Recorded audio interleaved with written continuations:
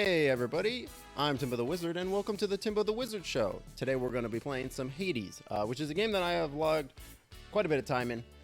We're not going to be starting with a fresh save file because I don't feel like it. I feel like we should just play where I'm at. You know, if you want to see a fresh save file, there's plenty of resources. Oh, hey Jonas, welcome in, brother.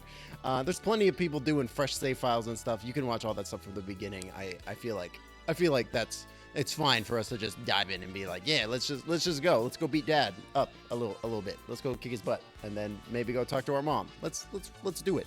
But yeah, welcome in everybody. Before we shift on over to the game, I'm gonna go ahead and I want to give a quick shout out to Palace Tido for the follow. Thank you so much.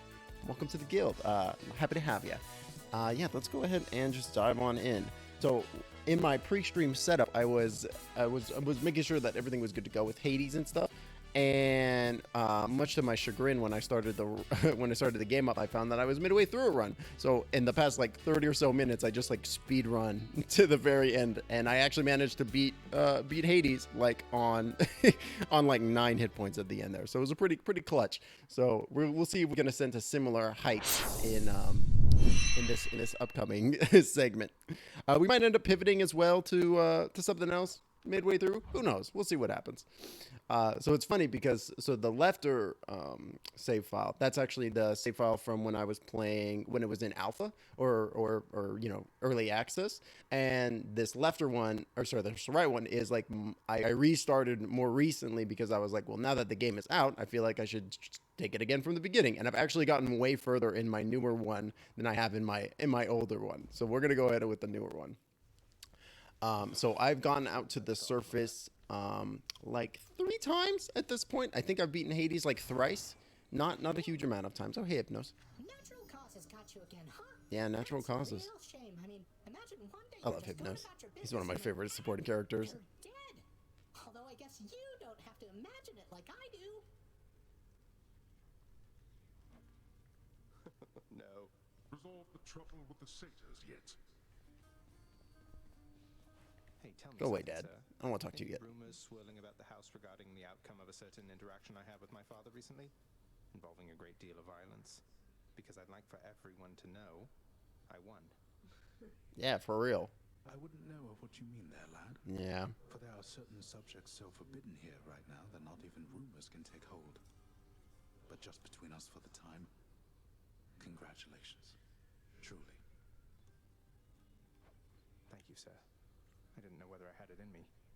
As for the other bit, I'll keep it quiet then, for now. I shouldn't be tying my sense of self-worth to praise from friends, acquaintances, and strangers anyway. That's wise. Indeed, lad.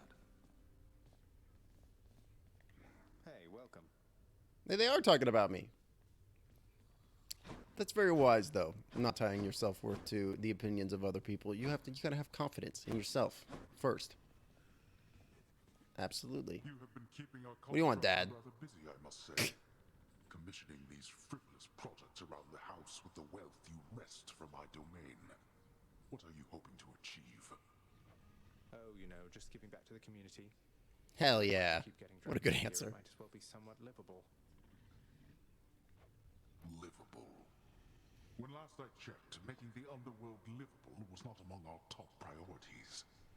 Just remember, in your brazenness, whose house this is. Well aware, thanks. I mean, I'm only like dumping like huge amounts of resources and money into it, but I guess it's yours still. It's a new song from someone who still cares for you. Oh yeah, and I got the song from what's her name? Eurydice. My friend, you wrote a song for me. Oh, but this is not from you, it's from... I love the super anime sound effects. Incredible. Take all the time you need, mate. Anything more I can buy? No. I mean, I got 400 thing. That's pretty good. I think I was saving up for something though.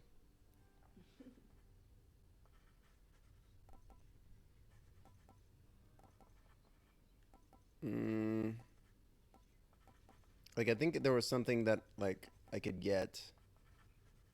Oh, this was it. I think I was saving up for that. Oh man, Man, some of this stuff is super expensive. Reward awards gemstones. Nice. Cool. You know, it's interesting because like in Greek mythology, Greek and Roman mythology, hey, have a sharp and have a knucklehead. Hey, give me some stuff. Cool, thanks.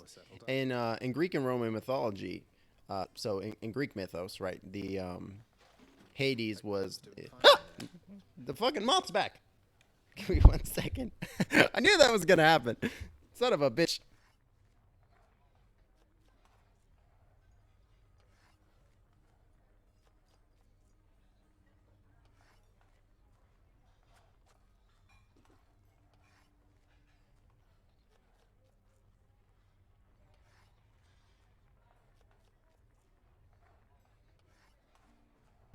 I swear, it's that same moth. Like literally right before I was streaming, a moth like just came out of nowhere and accosted me. And I have like a thing with flying insects. Even if it's like something as silly as like a moth or a butterfly, they irk me for whatever reasons. And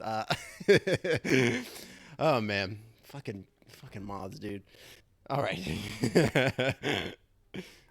Oh, 50 darkness for a single nectar. I got 6 of them.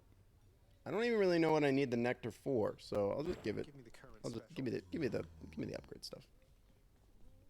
I wonder what Meg and Nyx are talking about. Do this to me. Blast your mirror. By taking sides with him, you're standing against me. Neutrality ceases to be an option when a crisis rises to a certain point, Megara. You yourself shall have to choose Now I'm on like allegiances. moth alert. I have steadfastly told you I this. don't know if the throughout moth our is gonna shared come out of nowhere again and attack. I thought that both of our allegiances were to this house, Nyx. Seems I was mistaken. Oh damn, Meg is throwing Any idea what sort of harsh words pressure at I am under? Nyx. Use caution with the tone you take with me, Overseer. I am the mother of the faiths. Oh shit, watch out. I do not act by whim or by mistake. Mind your own station and perform your role. All shall unfold eventually as it must. I like the intervening time no more than you. I love Nyx. Such a cool character. Please count on me for all your household needs. Deuce is also my favorite. There's so many good side characters in this game. It's great. Do I even want the... So, Fated Authority...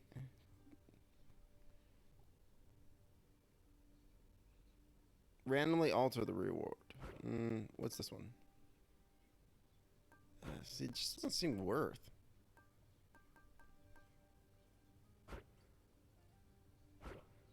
But I have everything else maxed. Lol.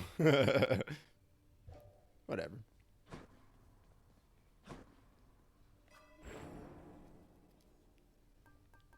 So what's the difference truly between these two? Alter the reward of the next chamber. Randomly alter a boon of choice. I guess we'll go with that. That seems better in general. How many successful runs have we had? How many Or times has it been now? 30 escape attempts, 7,900 enemies defeated. That is wild. But yeah, I figured we'd crack on with Hades for a little bit, for a good chunk of time. Maybe get 1 or 2 runs in, and then maybe we'll pivot to something else. What are we gonna pivot to? I don't know. Takes hold power. Oh yeah. I was using Thanatos' butterfly because it's real strong. I think we'll stick with the butterfly. I do like the shield. My shield. Oh, and it gives me plus stuff too. Cool.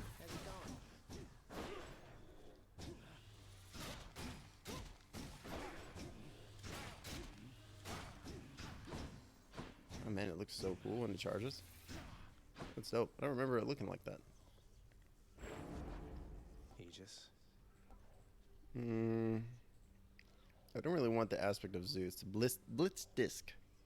Special deals rapid damage returning on command. Your attack is not disabled. Huh. I just want to know when we're going to get the, like, the secret aspects. I think that's much later. I should take my spear.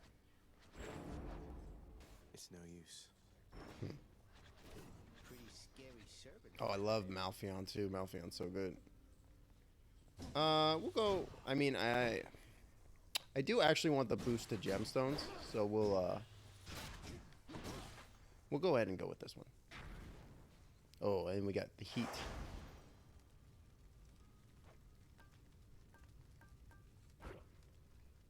Well, I haven't even I haven't even done this without heat, so we will go without heat. I don't think so.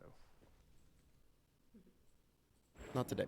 Sometimes I think this mess you call your chambers is one which you've cultivated with great pride. Is that the way of it? The word is mess. I take some pride in making mess. Hey, fishing spot. Ooh, really? Okay, cool. Bull rush charges faster, tech hits twice and does not enemies away. Special deals damage around you. And you catch it. So with charge faster. That sounds good. I gotta take out these guys first. Stop. Now do it again. I gotta make sure to be doing this stuff without taking damage, so else I can get these buffs. Come on, let's get another charp. It's a knucklehead. I'll take it, you knucklehead. Get out of here. Man, I really should play Transistor. Maybe I'll play that on stream. I own it. Am I interrupting something?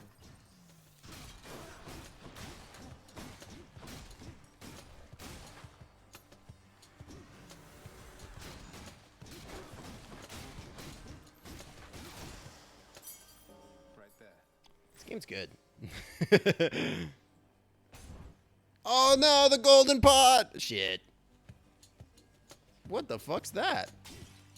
Oh, the moth! I see the moth! Get him!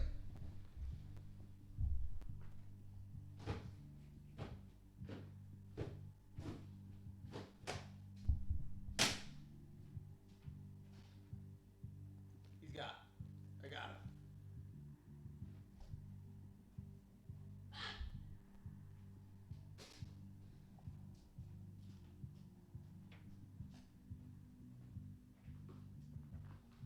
He's dead and he rolled over.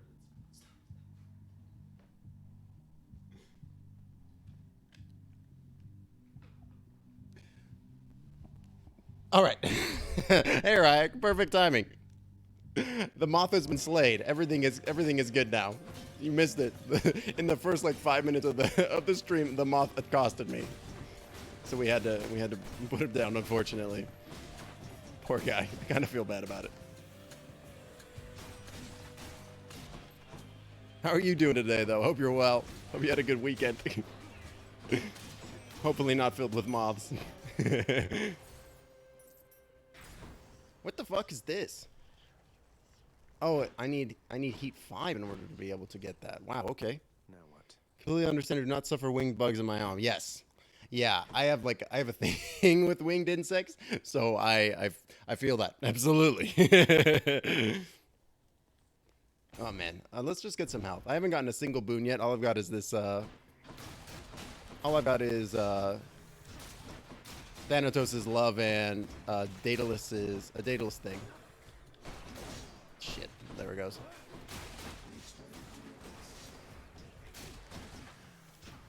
Shit.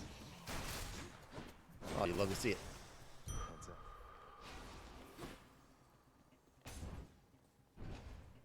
Doing well, trying to get back into the workflow. I miss vacation, yeah.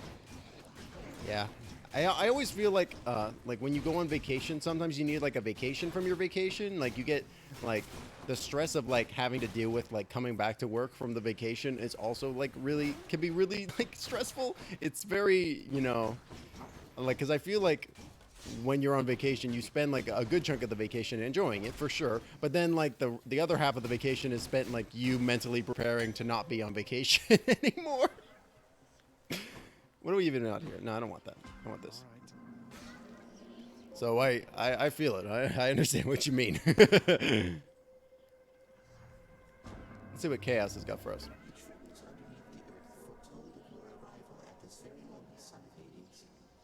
I love Chaos's design. They're just so weird. That's great. Oh, I could re-roll these. Yeah, let's do it. Oh, I can't. Why can't I do it? It shows here. Oh, because I don't have any uses. All right, whatever.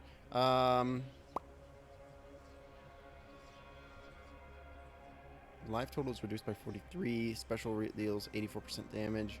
Is that worth? Yeah, it is. Hey, welcome in, Mistrich. Have you beaten this before? So, yes. Yes, I have beaten Hades. I have gotten to Persephone 3 times. And this will be my 4th time, hopefully, if I'm successful. So I have not, like, beaten the game properly, but, like, I mean, the game is a little tricky to talk about in terms of beating it, because it's like, what do you dictate to be beating the game, right? Like, I know there's, like, a lot of really cool, like, true ending stuff that you can get, but is apparently, like, really difficult to do. Like, I know you can reunite Orpheus and Eurydice, and I know you can reunite, Patroclus and, what's his name? That's what you get. Achilles, but I don't know how to do any of that stuff. I just know that it exists. Have you been a run before? Yeah, I've gotten a few runs under my belt. Oh, thank you so much for the follow, Dungeon Maker. How are you doing, Zach? Welcome in. Happy to see you. Oh, since we got some new folks here, let me go ahead and show off the world building stuff. I think Dungeon Maker, I think you dig this. So these are the world building rules, and this is the map. And I've just realized I've scooched past your thing. Good to see you too. Yay, thanks. Thanks for the follow. I appreciate you. Welcome in. Let's see what we got from Poseidon over here. Tech deals more damage. Cast knocks areas away. That's good. I like that one. The sea god's might. All right, let's see it. Like, my mirror is basically fully leveled. I haven't done the one that's like the you can re-roll certain perks and stuff, but I've gotten basically everything else to maximum. I mostly run the purple side of the mirror because I find that there's like a little bit more consistency there, but I also just haven't experimented with the other stuff. And I'm getting my butt kicked.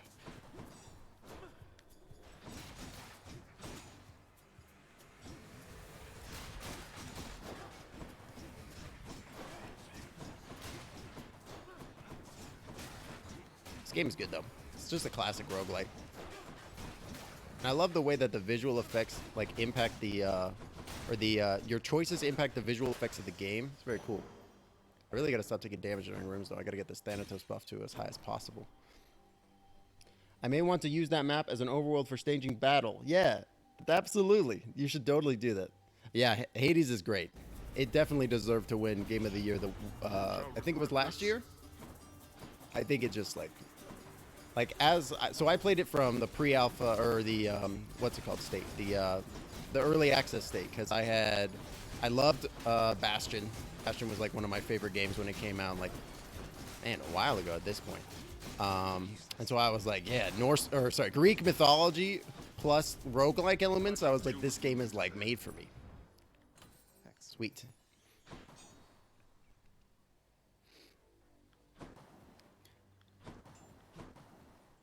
Oh wow, look at these steps. That's cool. It's like really funny too, because like when this game was just coming out, I was like, I had this idea to have like oh shit, chained up. I had this idea to make like a kind of similar game, like Hades, almost like in terms of like context or content rather, where it's like you're playing like this character who is like but instead of it being combat, like you're playing this character that's delving into like the underworld. So kind of like reverse Hades, I guess. You're trying to go down instead of trying to get up. And but instead of you like fighting creatures and stuff, it was kind of meant to be like more of like I guess like story or ambient experience where like you're kind of like discovering like the legends and like all these graves of like these heroes and fallen folk as you're kind of delving into like this what's the word? Not mausoleum, not necropolis. That was kind of the idea. I should get that health. I could use this. Let's go with health. because I really like the I really like this kind of vibe of like your like this almost passive storytelling kind of way that the game works, in that like it really like you really have to like invest time into it and like talk to people and give people certain rewards and stuff. Like it's a really interesting way that they mesh the visual kind of novel elements of the game with like actual combat and stuff, which is really cool. But I guess what I had in mind was like more visually novel, more of a visual novelization, I guess. Curse of Chaos has expired. Yay, Curse of Chaos has expired. My health's back. Pog. Hey, Trans Griffin, welcome in. Gonna be lurking. No, thanks for the lurk. Yeah, and enjoy your workout. Have you seen Going Under? Oh, is that the roguelike where you play in an office setting and it's like you like pick random stuff up, and I think I've seen gameplay of it and it looks like a good time. I probably should check that out. I know it's on Switch. Yeep. And it's like it's very tongue-in-cheek, like it's fantasy, but also it's like there's like goblins and necromancers and stuff, and it's also fantasy somehow. I think and you're like looking for these like legendary artifacts. The game looks cool. Another key.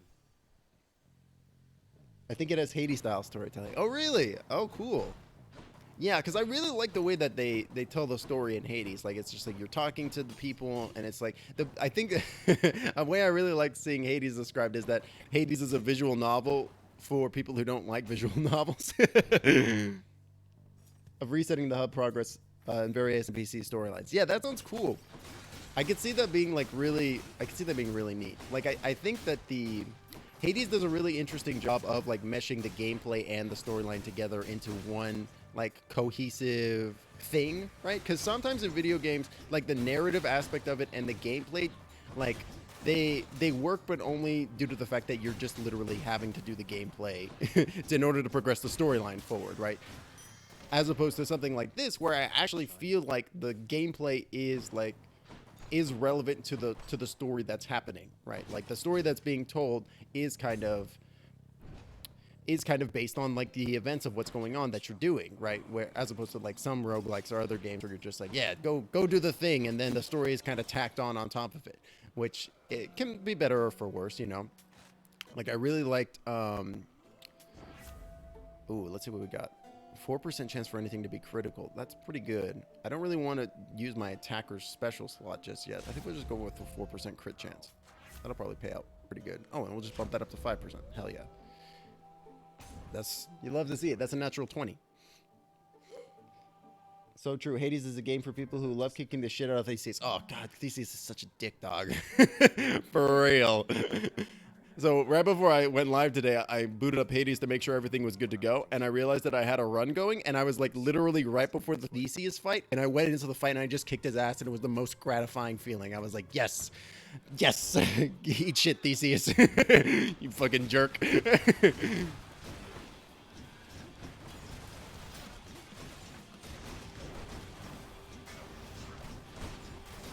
Oh yeah, I forget that you can block when you got the shield out. No, go away. Oh my god, that did so much damage. I also, you gotta love the freaking classic Captain America shield bounce that you get going on with this character. So good. Oh gosh.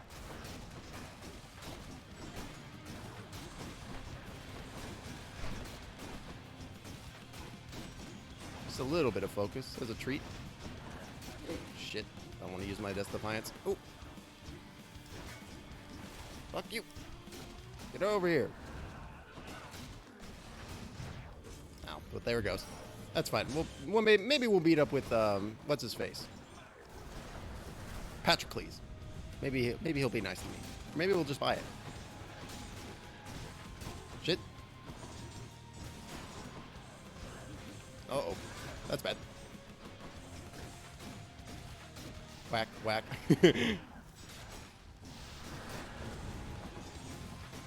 Whack, whack, whack.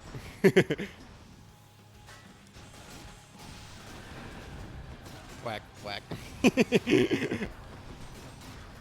Ah, no. There we go. Oh, I'm missing chat messages. The one time I've been a run is with the bow. You know, it's funny. I don't even like the bow, but the spear and gun are my two favorites. Yeah, I don't think I've actually had a successful run with the bow. I find the bow to be quite tricky, but I'm good with the gun. The gun's a lot of fun. I got like way into this. Haven't beaten a run without any boons yet, but otherwise I went for asinine levels of completionist. Wow, that's awesome. That's really cool. I can't even imagine that. It took me a million tries to get my first run. Yeah, that's absolutely true. Yeah, I can't even imagine doing a a run without getting boons.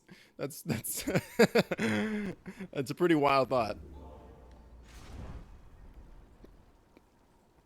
But yeah, I mean it's cool because like the game really does kind of like invest you into like the storyline and like, but more than that, like the world too, right? Like you actually like end up kind of caring about like several of these characters, like the relationship between Zack and Thanatos and Hypnos and the relationship between Orpheus and Eurydice. Like it's all like so, ooh, fishing. It's all like so like it, I think it's because it like it kind of like gives it to you like inch by inch, right? Like it doesn't like do any huge like plot dumps or like or anything like that. It's like as you're like kind of progressing. Yeah, Slavug. As you're progressing, it like doles out these little cool bits and pieces here and there. Like usually after you die on a run and some stuff like that, which is like it's real cool. Like there's like a lot to love in this game. It feels really lovingly made for sure. And just like again, like basically every aspect of this game or every aspect of most Supergiant games is just so good. Like the visual style, the music, the voiceover, like it's all like so good. It's all excellent. Yeah, that's what I've heard, that you have to like sell off all, you can't, like in order to get the dialogue with Hades, you have to sell like every single one of them, which is like of course really tricky. Oh gosh, I hate these blue guys.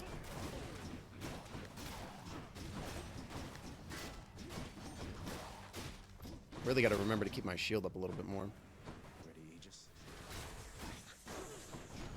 Didn't the individual who did the voiceover for this game, didn't he also do the voiceover for Bastion as well? I thought that was the case, but I might be, no. Dang it. I might be incorrect. Good enough to eat. I do know that the man, I'm almost going for a no boon right now. I've only got two. Jeez. I know that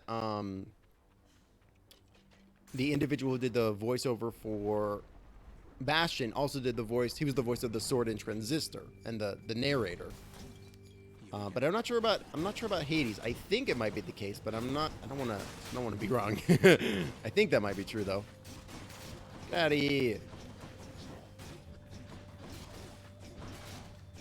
I also think it's super cool that like this whole environment of Asphodel is like not what it's like classically is, and it's because like the lava sea over or the lava river overflow. That's really, I think that's so interesting. Like I really love the modern take on like Greek mythology. It's like really interesting. Like I was a big fan of the Percy Jackson books and the sequel series when that came out. Like God, that must have been like 10 plus years ago at this point.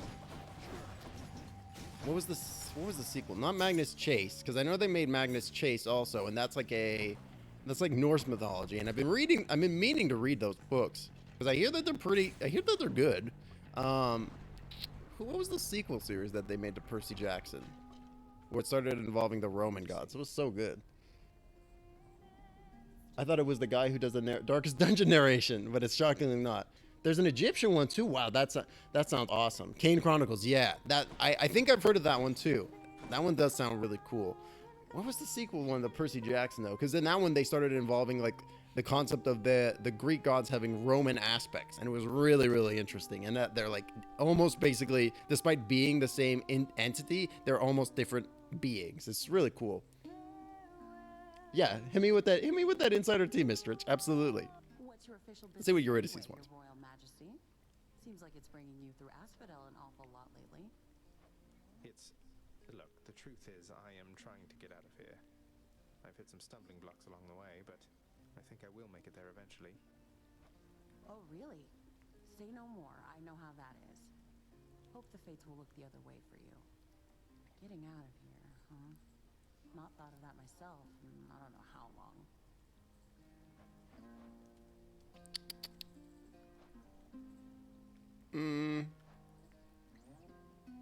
Next 3 boons you'll have will have upgraded rarity. Ooh, that's good. Because I'm not super familiar with Orpheus and Eurydice's story, but didn't Eurydice like die, and then Orpheus went into the underworld to like rescue her, and then he fucked it up and he died too, and then they're both stuck in the underworld. Not quite.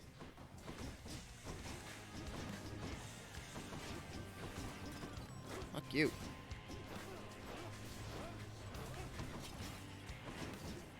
I wish these guys took fire damage.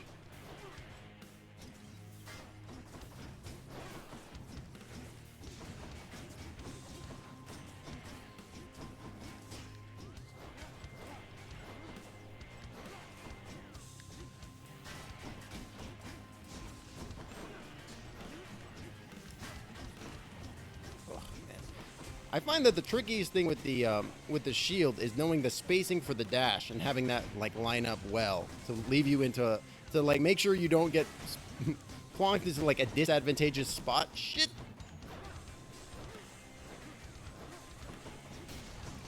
Like onto the lava or directly into the path of another bullet. That seems to happen to me a lot for some reason.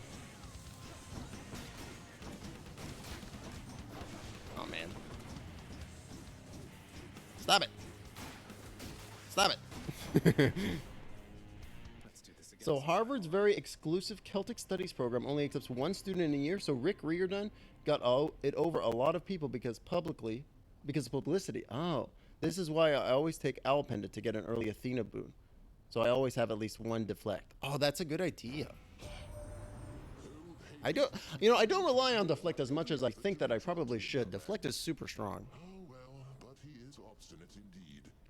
You are wise to seek your family's better half. It's always so funny to me. Ooh, what do I want here?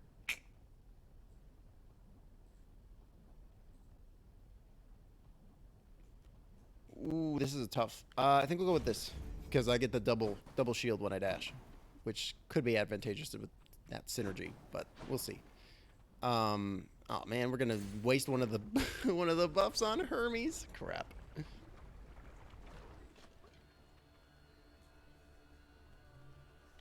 So do you think like Rick Riordan used this exclusive Harvard scholarship to like write like some of the Magnus Chase books about Norse mythology? Because I feel like that would make sense. That would line up. Man, it's really a shame that like the movies were both kind of bad and also like made in such a way that like they could never make the sequels, like the 3rd, 4th, and 5th one, because it's like they just got too old too fast, right? I almost feel like they should make like a no damage. I almost feel like they should make a animated TV show. I think that would be better. What Hermes buffs are the best ones? Really? Are you meant to be? Is that a kappa, Zach? Or are you serious? What boon do you like from Hermes? I'm not sure if it's Magnus Chase or something Celtics on the plan. I'm serious. Wow. Okay. Teach me your ways. Teach me your ways. What Hermes boons are your top tier? Must pick. Oh wait, hold on. Let me do one thing.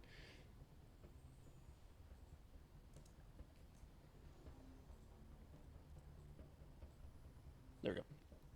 Movement speed is huge. I only like the Hermes money buff. Buy all the things. That's usually the one that I go with too. Okay, we'll see. If we got a movement speed one, I'll take that. No movement speed, unfortunately.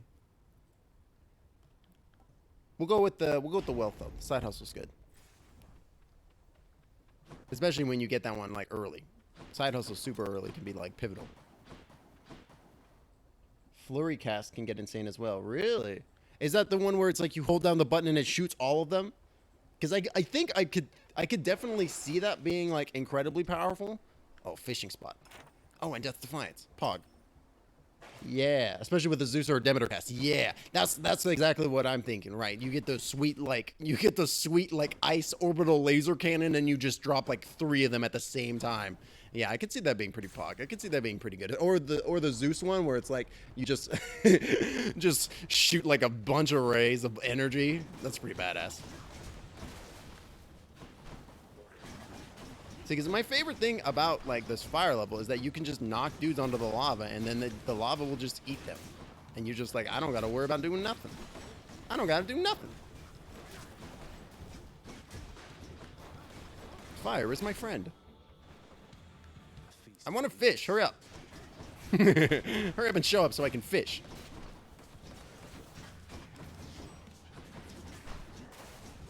And it's interesting too because like I play like a lot of the Binding of Isaac because I'm like kind of obsessed with that game. The game is like just scratches like the roguelike itch in my brain in just such a unique way because I know that game super well due to like just having all this like knowledge in my head about, hey, here's what every single card does, and hey, here's a bunch of like, here's basically what every item does. Oh man, I can't believe I took damage right at the last second. But this game is like it scratches like almost like a different roguelike itch. Oh man, I love the fishing. Yeah, another Slavog. Go figure. Like I think it's really interesting having all these like basic weapons, right, that you choose from, and then each different weapon has its own like not only its own like attack patterns and combos and stuff, but then like the synergies and stuff that you can get with each and every one of them are so different and unique too. It's really, really interesting. Oh shit, I can't do it. I don't got enough health. Should I take the trade? Fuck. I really should try to run a Scion game for Knights. I'm not familiar with Scion. I assume that's a tabletop. Guarantee you two would have some incredible days from modernized relics. What's Scion? That sounds really cool. I'm guessing it must be like a modern day, like demigod style tabletop game. Scion is a game about playing children of gods in modern day. Yep, that sounds awesome. That sounds really cool. That could be, I could see that being really awesome. Especially like if you draw like your inspirations for your different demigod children from like different, from all the different gods throughout like, throughout human history, right? Like I think that could be like, that has the capacity to be like super interesting. Very Percy Jackson. I actually made a fan server for it. Amazing. Yeah, that sounds really cool. I would for sure be down for that. That would be real neat. I feel like playing like the son of like Dionysius or like one of the party gods or something like that. That could be really cool. I could see there being a lot of really interesting interplay between those characters. That could be really neat. Fuck you.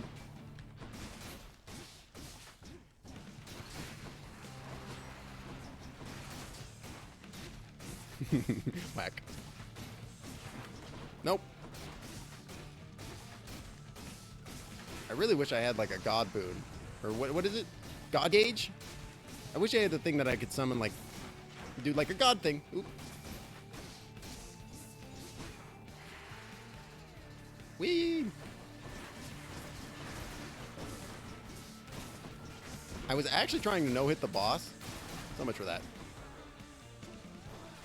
You know, I always forget about the cast. I'm terrible at remembering that I got this like range thing I can do. I always am just like getting up in their face.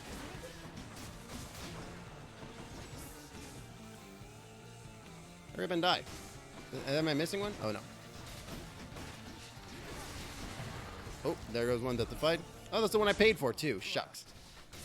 Oh well. Eat shit, Hydra. Just gonna stand here and whack you. Can't do anything about it. Sucker. I kind of feel bad for the guy. I feel like the Bone Hydra is kind of like stuck here, and like Sisyphus, he's bound to hell. He can all he ever can do is just regenerate life and and eat hot chip, or I mean, fight Zag, whatever. Like every day we come by, we kill his heads, and then every night he regrows them. Very Prometheus. Man, why is Prometheus not in this game? I feel like Prometheus would make a really interesting character to interact with.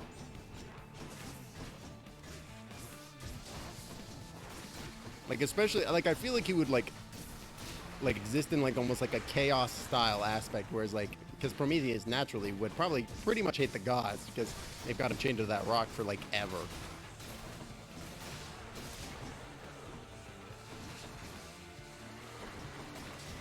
Man, that just reminds me. I read this there's this really good book series that I like called by the author named Jasper Ford, and I gotta watch my damage. Who does he does all these really cool book series. Like he writes several different series that I very much enjoy. But in this one series he writes called Nursery Crimes. It's all about this like bizarre alternate reality London, I guess. Or where does it take place? It takes place in... Where does it take place? I can't remember. It's like not London, but it's... Oh man, it's been a while since I've read those books. But it takes place in the UK. And... Oh, sorry. What does everybody say in the chat? My bad. First edition is bad in a lot of ways, made by a white wolf. But the second edition is incredibly well researched, and I've connected to some of the foremost authorities in every area of mythology. That's cool. Skelly bullied me until I was using Castmore. Lol.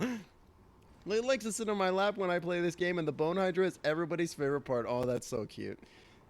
OMG, there was a movie we watched in a library class in elementary school so many times I just flashed back to it. Cardiff? It might have been Cardiff. I can't remember. It's like, there's like a roundabout there. That's really... Shit, I can't remember. It's about a normal guy in a fairy tale world, and he's looking for Mother Goose. Nursery Crimes name made me flash back to it. Oh, I think I know what exactly you're talking about. And does it turn out in that very strange movie that like the perpetrator is like a human adult child that somehow managed to steal Mother Goose? Is it live action too? I think we're thinking of the same thing. You totally just made me remember that too. Very strange. But Nursery Crimes, yeah. Yeah, it's live action. We are thinking of the same thing. What was that called? I remember that too. Very odd. Very odd. But yeah, so Nursery Crimes exists in this very strange world where, hey, another Death Defiant, nice.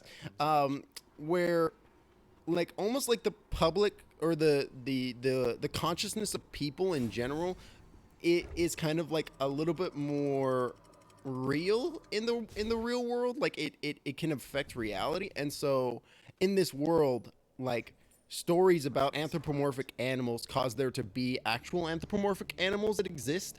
Like for example, there is in this world, the story of Goldilocks exists. So in this world, bears are real anthropomorphic creatures that have their own society, and they all love honey and and porridge and stuff like that, and it's like a black market trade thing going on.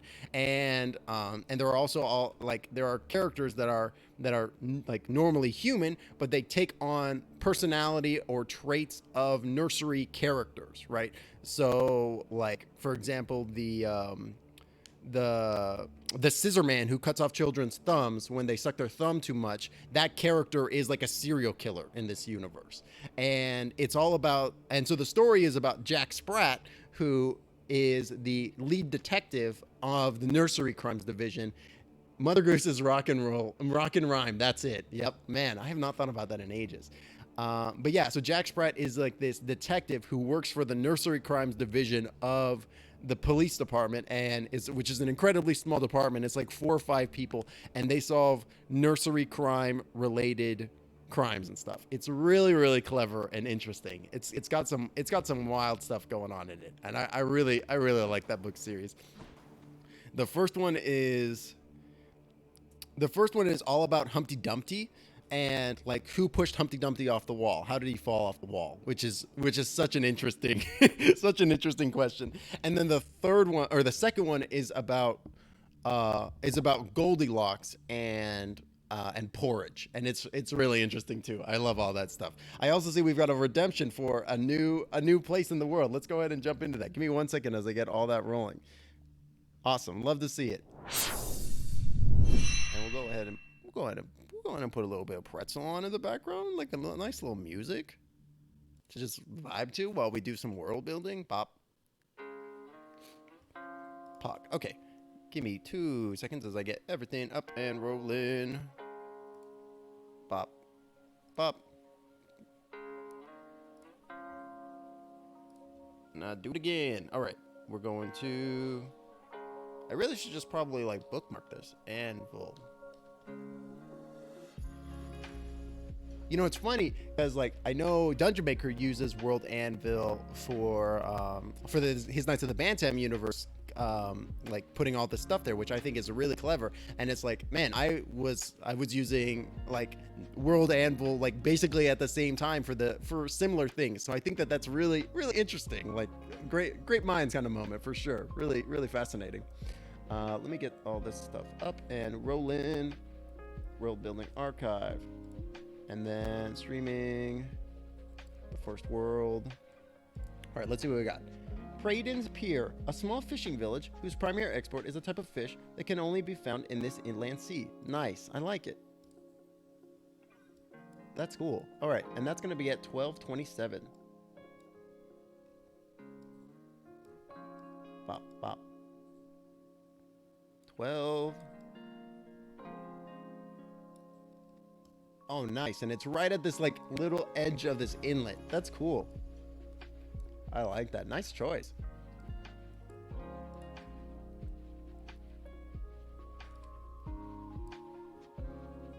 Very cool.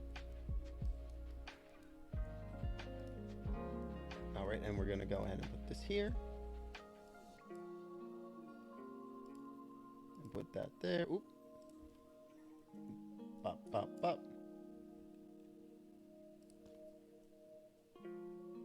Added by Ryak Rains. I want to make sure I'm spelling your name right. I believe I am.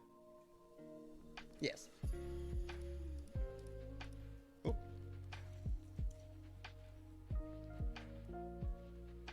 On. Oop, come on, Oki. Work for me. Here we go. 4, 26, 20, 21.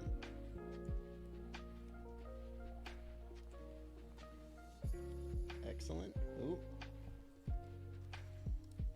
I was trying to think about whether or not there would be a way that I could like I guess macro this or like do something in such a way that I get a little script going so that way I could get this to just automatically populate the map. Though that might be too much work for me to do like single-handedly, and I'm also like worried it might kind of ruin the kind of vibe as well, because I like the idea of like me doing it by hand and then me having to modify all the stuff. Like I think that adds a little bit of a little extra touch to the world building. I think it's neat. Let's go ahead and give it a a blue exclamation mark, because it's like you can only get certain cool stuff here. And let's go ahead and switch to this one. And it should be on the map now. Here it is.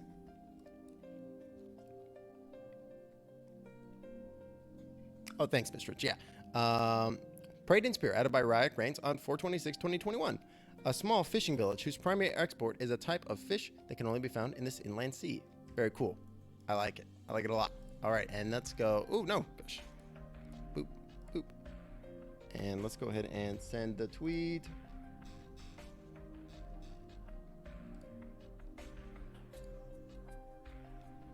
Bop. Bop.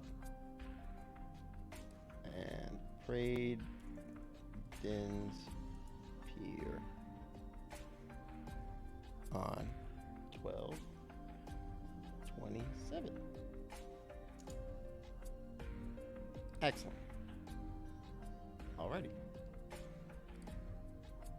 That has been completed. Nice. I like that a lot. Oh, is it still not on the map screen? Oh, whoops. There we go. It's because I set it to studio mode. Let's switch back. Oh, gosh. That's the wrong one. Here we go. And let's...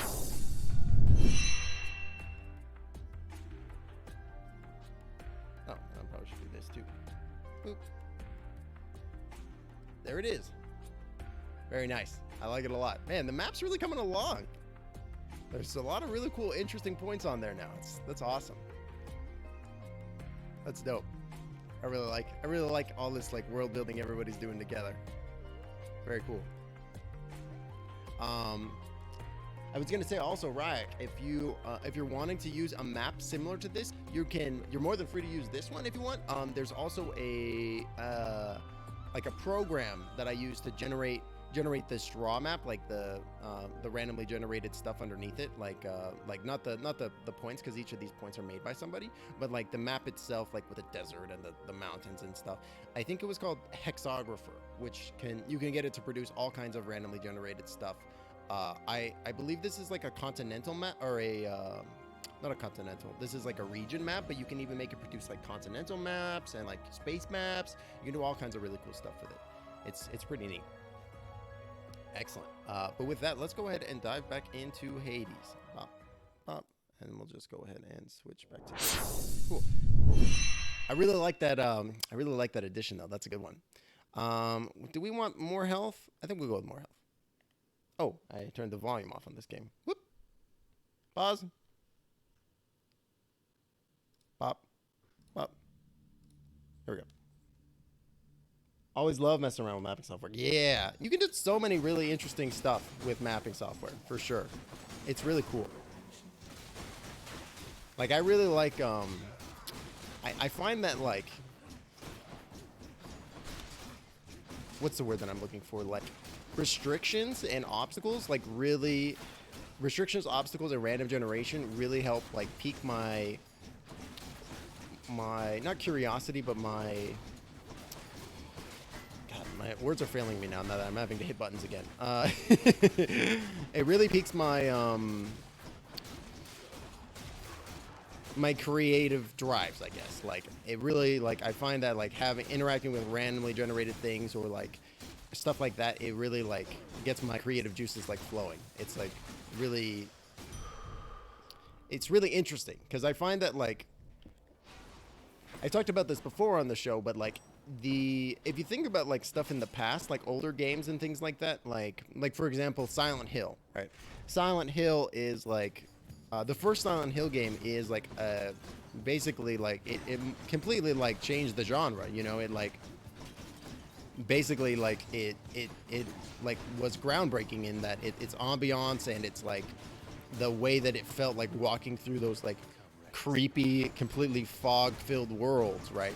But the reason why it looked like that was due to constraints of the developers, right?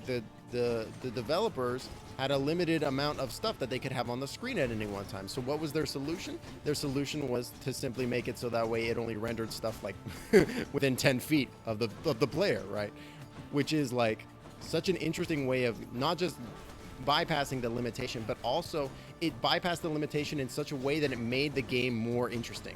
Like it added to the way that the game was, to the point where it's like now spooky, like completely fog covered environments are synonymous with Silent Hill. It's like fascinating. Yeah, that's why the HD looks so much worse. Exactly.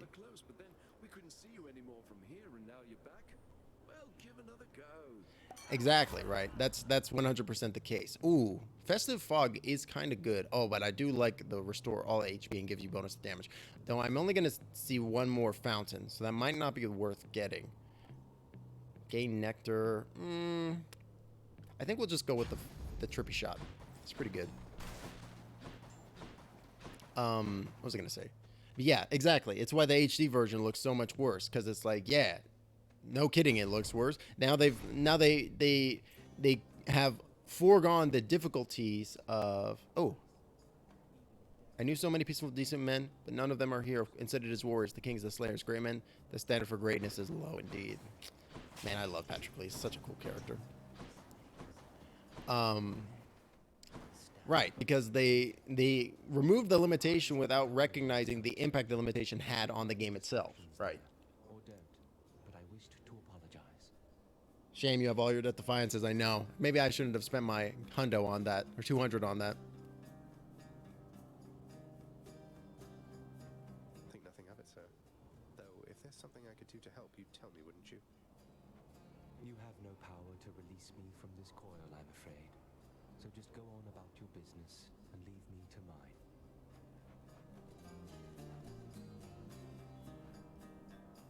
Take that. Thanks for this. Ooh.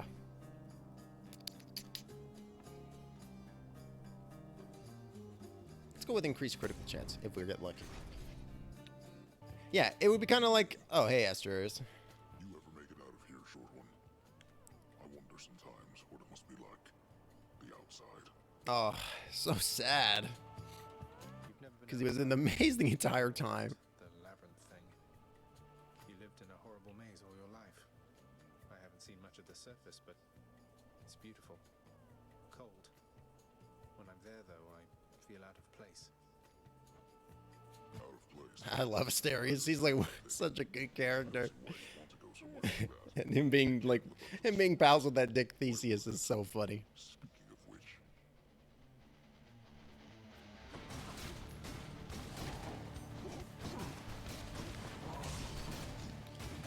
But yeah, it would be kind of like making a modern remake of Space Invaders and then not making the Space Invaders move faster as they got as less were on the screen, right? Because that was another really famous version of where restriction really impacted the game, right?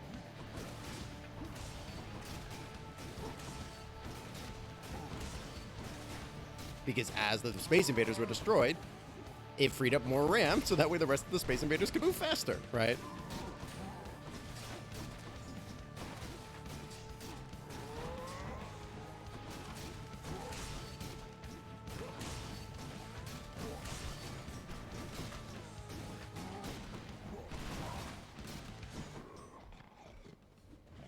Whoa, okay. I was expecting him to walk off. I wasn't expecting him to be like, haha, phase 2 now.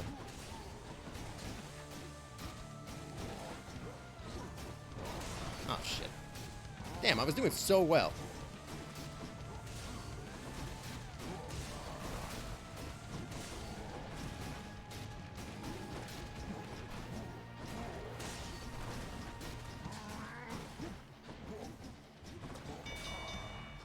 Man. That might be one of my best Asterius fights yet. That was pretty good. It took like no damage for like the entire first like 3/4 of the fight. That's pretty solid. You seem particularly Oh, yeah. light on your feet there, Space Sam. Invaders, classic. I'd figure Hermes himself was speeding you along, except I've not seen him about in been a while, really. Ooh.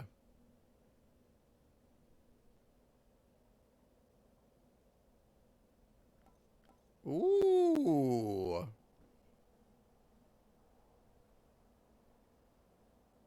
What do I have currently? That seems much better. Surely Zeus won't mind. Zeus is gonna be pissed. Chariots.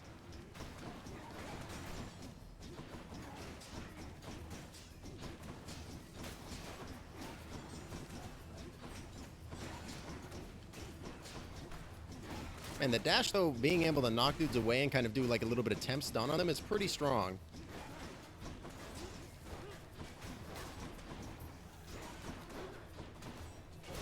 Oh, damn.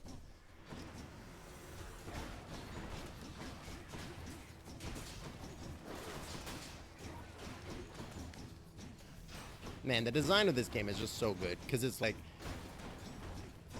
I feel like this almost should be like the gold standard for roguelike design in this day and age, because like the idea of like the enemies training you to fight the bosses is so well realized in this. Oh my god, I've got Festifog. I've totally forgot. Whoops. Take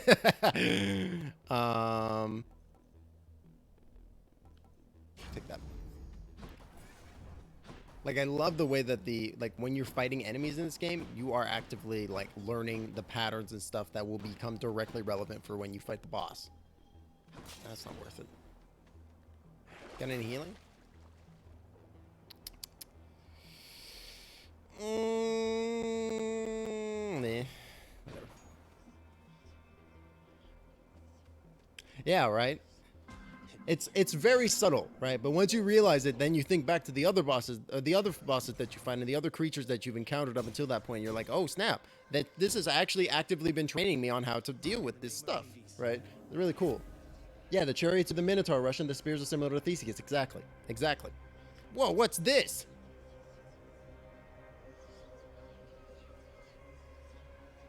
That sucks. You'd think it would give me like more than +1 because it's Legio. Oh well.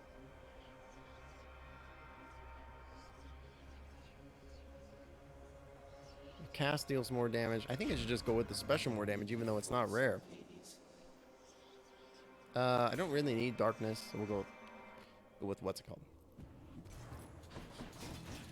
Yeah, I think it's really, really interesting. And because there's only one boss in this game, right? Or not one, you know what I mean. Each area has only one boss. You don't have to like learn multiple possible patterns for each boss, right? Or for each area, right? Sure, they might have like small differences associated with them, but for the most part, they're like the same. They're the same individual. They're the same entity. Fuck yeah, +2. I'll just take that. Oh gosh,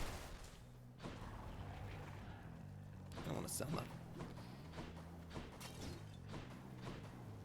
Which really adds to like, it really gives them this design space where they can be like, yeah, we're gonna make it so that way the enemies can train them on how to fight this one specific boss, which is really cool. Fuck you guys. Oh my gosh. Very rude.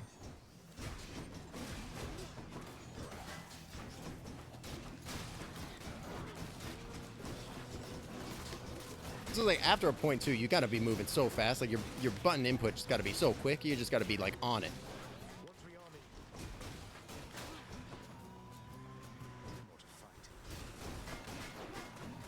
The shield guys also help train you to fight Theseus too.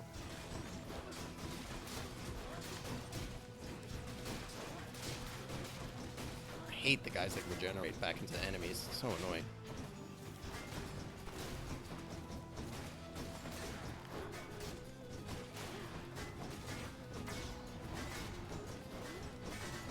Get him. Go away, little ghosty ghost. For safekeeping. Alright, alright, alright. I do got a bunch of money, but I think I would rather go for the upgrade.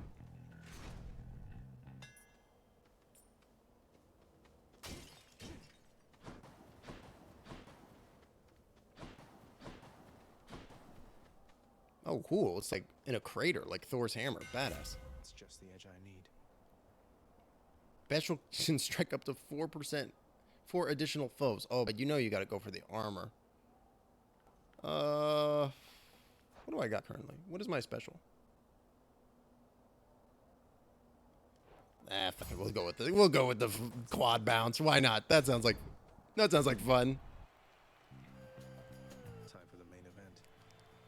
Our foolhardy challenger approaches once This again, jerk. I see. Well then, prepare to be I just run want through. Asterius to say like one thing first, you know?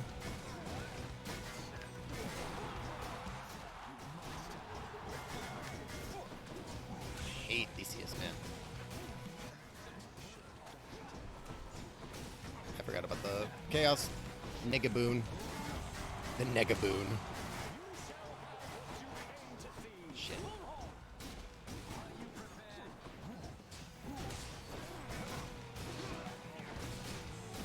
And like the attack that Theseus does, that swirl attack with the spear is the same exact attack that Hades does when you fight him.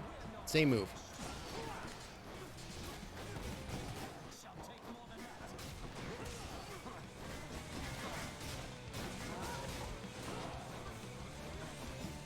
Oh no, Theseus is pogging up.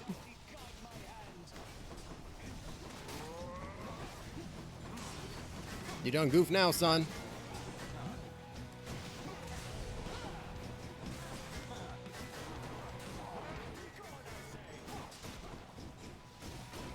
Shit. 6 life.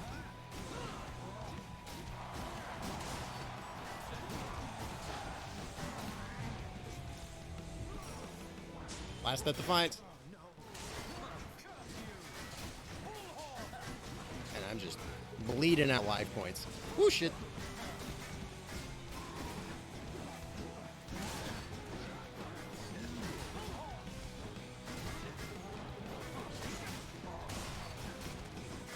I just want to kill Theseus more than anything. I hate that guy. I got 3 life. I think I'm probably going to eat it here. Yep, I'm dead. Hey, Slips. Perfect timing. Welcome in. I hope you're doing well today. Amazing. Welcome in. Welcome in. Glad to see you. Hope you're doing well on this fine Monday morning. You've made it just in time. We're just about to start our very first Hades run of the day. Definitely haven't been playing for an hour already. What's up, Hypnos? I just don't think you have a real chance against both Theseus. I just don't know what to do against Theseus and the Minotaur when I got the shield. I just want to get in there, but you gotta not get in there. You really gotta bide your time. No. He's like, can you get me his autograph? Nah. Hey, it's Dusa. I just have to file this report. It's very late. Oh, bye, Dusa. For now. I love Dusa. Dusa makes me so happy. I'm truly sorry that he's troubled you again, Cerberus. I know how much you value resting here. Did you guys see the memes online about Hades being Bean Dad? This was like, God, how many months ago was that? It's just the funniest. It made me laugh so hard. Now that guilting me into abandoning my And somebody did like an impression of like the Bean Dad tweet in using like an impression of Hades. It's so funny. Oh man, you're cracking me up. What would you know of it? Cerberus cannot be forced to do anything. He simply understands he has responsibility. Whatever you say, Dad. I'm not listening to you. I've decided I should give this singing thing another shot for now, my Oh, friend. Orpheus is gonna sing. I hope you like it. I haven't seen this. mate. If only Eurydice could hear you singing this right now. Oh, thanks for the sentiment, my friend. It's just when I sing this song of hers, I've this feeling where my heart once was that, well, perhaps she can. Perhaps she can. Yay! We made Orpheus feel a little bit better. That's nice. How is she, child? Queen Persephone, I mean. Has she been well up there in her abode? Yeah, I mean, she's just kind of vibing up on the surface, growing stuff. She's doing alright. It's nice to visit her. Her residence is beautiful. She looks a little sad though, maybe. Nestled amid the cold. All of these plants in bloom. It's difficult even to describe. And very bright as well. That sounds quite pleasant for someone who values brightness, I suppose. For some who values brightness. Are worthwhile for the both of you. That's cute. What are y'all talking about over here? Hey, I know you. Oh, poor guy. What's for They're breakfast? missing their love. Dinner, maybe? Hey, I got you some slaw bugs and some knuckleheads. Hope you love it. Thank you. Next time. He loves those slaw bugs. I want stone. Oh, shoot.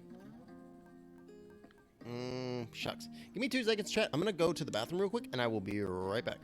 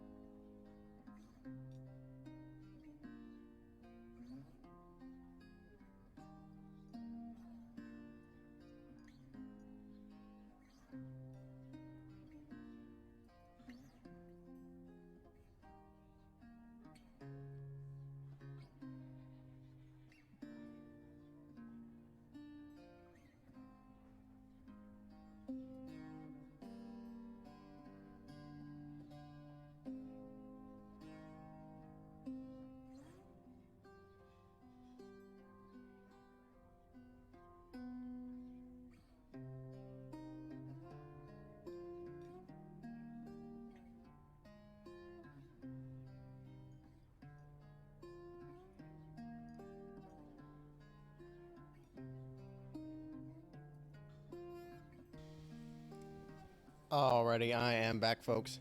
I figure we'll probably go with one more Hades run, and then maybe we'll pivot to something else. I don't know what though. We'll figure it out. We'll figure it out. Can I buy the thing yet? Nope. Okay. Back into the maze.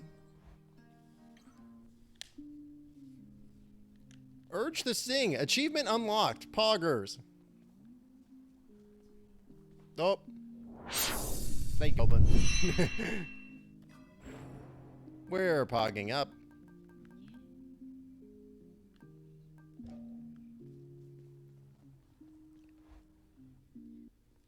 All right, let's just see if we can get like a successful run going. No, I'm not using the bow. I'm shit with the bow. I'm good with the gun.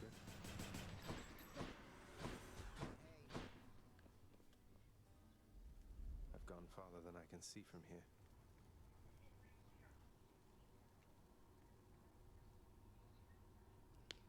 Furthest chamber reached 71. So I guess that's the end of the game then. Need to wait. Left bumper to reload. I can do that. Okay. Bye, Skelly.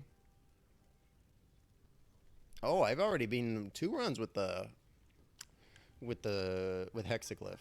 I mean, which makes sense. Hexaglyph is my favorite. How do you unlock the mirror stuff? I'm gonna go back and look at it. By the mirror stuff, do you mean the fact that there is like an alternate path? There's an alternate thing that you can upgrade too? Like this green thing? Because I have no idea. I can't remember. I think it is once you upgrade the mirror enough, then you get like a piece of hidden dialogue with Nyx, who is just like, now that you've grown so much, I'm gonna go ahead and upgrade your thing so you can have access to another thing. And like there's some really interesting stuff in there, but like I respect using the keys in order to be able to take advantage of it. It's interesting for sure. For sure. What am I gonna take for heat? Most armored foes have perks. Yikes.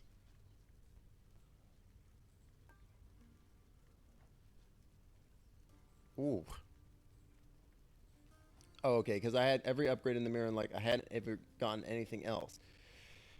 I think it's something that you unlock, like it's like a later level unlock for sure. Like I can't remember exactly what it is. Jeez. Jury summons.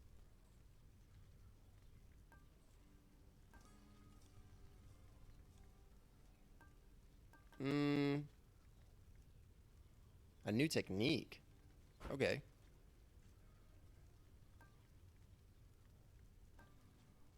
And let's go with... Oh, well, actually, let's just do the mini bosses have +1 armored foe. I think that's fine. Oh, and some of these you can tick up more and more. That's cool. Let's do it. Yeah, there's lots of stuff in this game that is like hidden behind unlocks or having to do certain patterns or certain things that it is not super obvious. Like I'm not even sure how you're meant to unlock the oh, I should probably move the captions down just a little bit. How you're meant to unlock the oh, that's the game. Lol. How you're meant to unlock the like final alternate form for the weapons. I know it's a thing that you can do. I just have no idea how you would do it. Yeah, because once I got everything and it was like, now you can use keys to get all your darkness back. And I was like, but I have everything, so why the hell would I buy it again? Yeah. I looked up the final weapons. It's obnoxious. Yeah, exactly. That I think I saw a random Kotaku article where it was like, here's how you get all the weapons. And I like read through how to get like one of them. And I was like, this is absurd. Like, this is absurd. I can only imagine how difficult the other ones must be. Special Inflicts Doom, Blade Rift. And all these are kind of shite, unfortunately. Blade Rift can be pretty good. I'll go with Blade Rift. I like Doom. I just don't like having like if I'm gonna get like an attack or a special one, I want it to be Thanatos. I want it to be like strong at the beginning, you know. Blade Rift, yeah, Blade Rift's pretty good. You can get some pretty wacky stuff going with Blade Rift.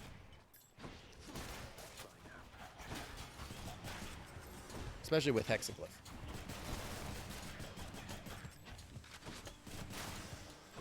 So I gotta admit, my favorite opening perk that you can get with Hexaglyph is gotta be the Daedalus Hammer.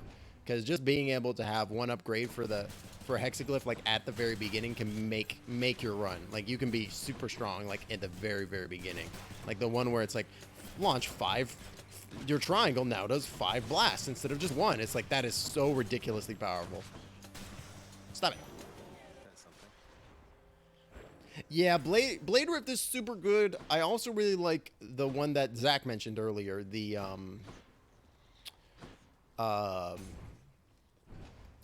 laser, the Demeter Ice Laser. That one's really badass too.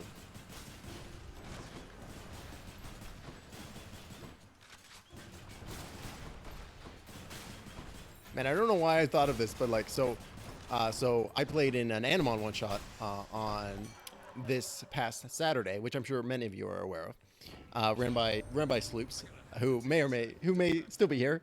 If you're so, hey, how's it going? But in preparation for this incredible game, which was a lot of fun, it was a real good time.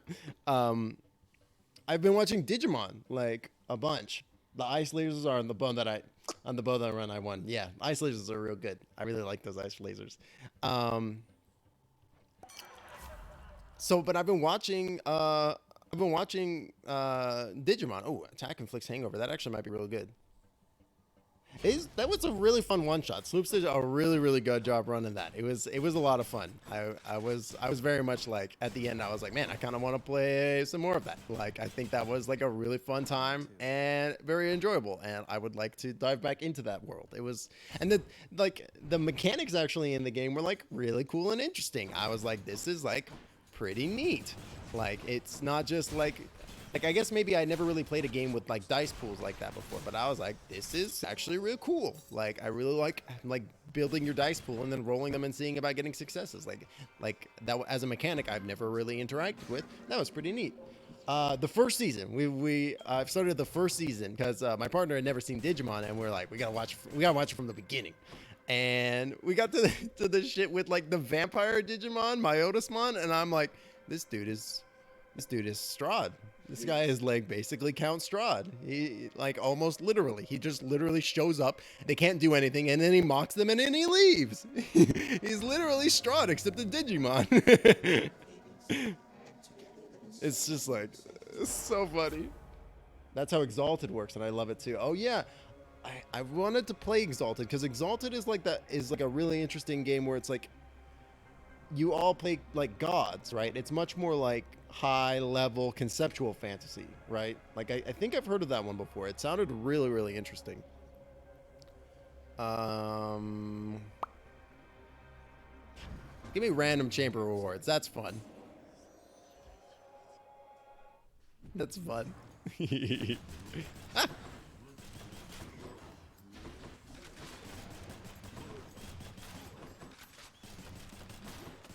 I feel like the Hangover on top of with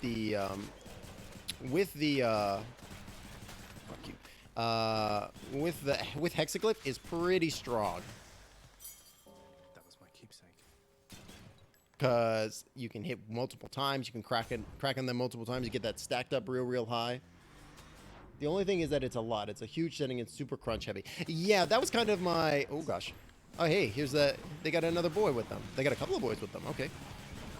Couple skeleton lads. That was kind of like what I kind of came away from when I was watching like a little bit of information about Exalted. That it's like, it's really like, it is not newcomer friendly.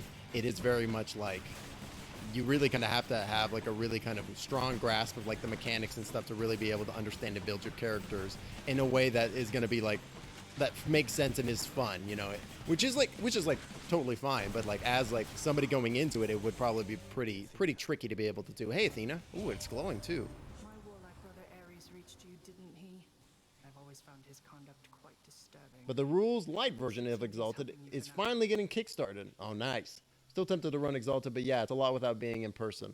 Yeah, it's really interesting because like Specialist Stronger can deflect. That's pretty good. Wait, Dash can deflect. Gotta take that. That might be one of the best upgrades in the game. It's both narrative and mechanics heavy, which is super interesting. Like, I really like it when games like tie their narratives and their mechanics together to be like one-to-one. You know, that was one of the things I really liked about Powered by the Apocalypse. About like, yo, your mechanics. When you do something narratively, when you do something mechanically, it has to happen narratively because those impact what happens in the story, of course, naturally. Oh my god, I just remembered I'm going to be in a one-shot this Wednesday on Mouster's channel, and I've been totally forgetting about that. Like, Mouster reached out to me this weekend about, or like a couple days ago, no, last week. They were like, yeah, I'm looking forward to Prue running on Monster of the Week, and I was like, oh yeah, that's going to be awesome. I can't wait to watch that. And then I looked at the post for Monster of the Week, and I was like, wait a minute, I've already signed up to be in this, and I've totally forgotten, and now I feel like a jerk. But Mouster was totally cool with it. Mouster is an incredibly cool individual, and was very, very understanding of my brain fart, which I appreciate. The cooler you describe your action, the more bonus dice you get. See, that's like my bread and butter. I'd be rolling like 10 dice every single roll. But yeah, so this Wednesday I'm gonna be playing in a Monster of the Week one-shot ran by the amazing Prue, who does all kinds of cool tabletop stuff on their own. They also do charity stuff. They're a real cool person. And so that should be a lot of fun. I'm trying to think about what the character I'm gonna play is. I'm thinking about like using my Monster of the Week character that I play in my home game of Cal Valentine, who is like a YouTuber or like a video blogger, and his playbook is the meddling kid, so he's like a Scooby-Doo style character, and his bit is that he basically does like video blogs and stuff to be able to like show off like the supernatural and stuff, and everybody thinks that he's just like making it up and like using special effects and stuff, but he's like, no, this is real. So it should be a lot of fun. I don't know what anybody else is playing. I really hope Dungeon Master really oh hey, my Chaos Boon's good now. Good. I really hope Dungeon Master plays hey, he's got the thing in here. I really hope Dungeon Master plays the character that they played in my game, where it was like this cleric of the god of Pandemonium, because that was that was brilliant. I actually have a one-shot for Exalted I wrote up specifically for trying to run games again, but the one nice thing about Onyx Path's Kickstarters is they release parts of the book each week. Oh, that's cool. So once you pay even $1 towards it, you see the completed unedited manuscript. That's nice. I like that. The river Styx flows infamously through the underworld. Too bad I can't just take the ferry to the surface. That's really cool. Yeah, because sometimes I feel like Kickstarter is like a really, really cool platform. But sometimes I feel like some of the things in Kickstarters they evolve so slowly that like by the time it's out, you might have forgotten about it, you know, and which is like, it's a little bit of a double-edged sword for sure. So it's real cool that it's really cool that like they're doing that. Tempted as you are, probably gonna wait 1 month and run the rules like, yeah, I mean, that sounds really cool. Should help keep me going. Go cast in rapid succession because I got this. That seems pretty strong. Sorry, Jaron. Didn't mean it. The reason they did this is Exalted 3rd Edition's Kickstarter was run like a nightmare. Really? What went wrong? Yikes.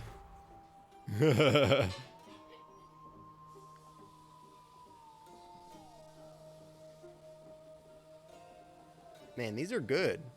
If I could get the one that stacks Doom, too, that could be really strong. Let me look at is this just a normal? It is just normal.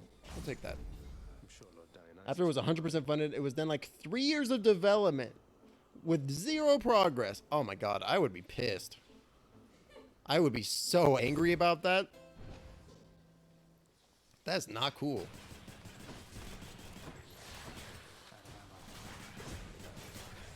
Man, that's rough.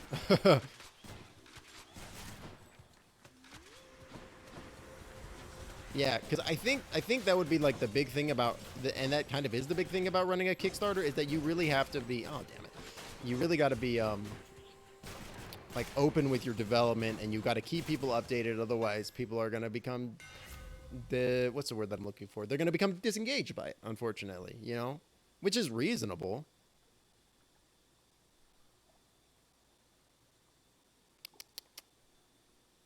Going rocket time, rocket power. So there they write the entire book, launch a Kickstarter, and release 1 to 3 chapters each week as a preview, then take feedback on that like a beta rule set, edit the text, etc. That's really smart, because I mean I literally know basically zero about producing products or comics or tabletop stuff. But to me, it would make sense that you would have like the stuff like written, and then you would be going and doing a Kickstarter for, hey, we want to be able to make sure there's some really nice artwork, and we need help like funding distribution and stuff like that, right? Like, I feel like the word part of it should kind of maybe already be done, or maybe be in a nearly completed state, so that way you're like real close to finishing when you do launch your Kickstarter, right? So that way you can not only can you give a better estimate about like when is the book going to be out and what's going to be in the book, but also have a better idea of like, hey, here's what our Kickstarter, like our stretch goals are, right? Because you can have those and have those be a more meaningful goal, and then also you can also like plan for it to be in your development as well. Because I feel like a lot of Kickstarters, they're like, here's what we want to do for our stretch goals, and the stretch goals don't really line up with what the actual goal of making the product is, and then they make so much extra work for themselves. Like, a lot of them fail just by having to get to the stretch goals, which is like really unfortunate. Then like a few months later, the complete book with all the art and stuff launches. Yeah, exactly, right? Like, I feel like kind of the reason why I would never like really want to run a Kickstarter, because I mean, on top of like not knowing what the fuck I would be doing, I feel like it would be like I would just run it wrong. I would run it into the ground.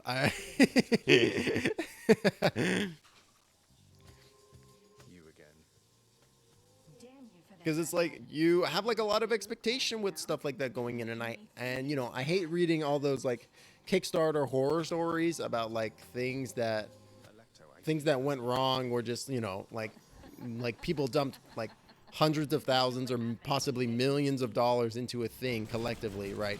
And then it all fucking went wrong, and then all the money was just gone, you know? Like what happened with the Yogg Ventures game. Like, that was like a really shitty thing that happened, and really like sullied their name. Which makes sense, because they fucking screwed like a bunch of people. But it's just like, yep. It's just like, not great.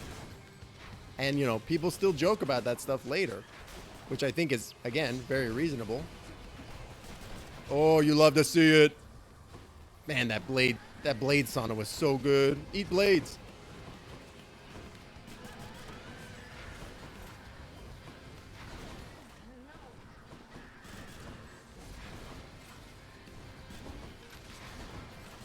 There we go.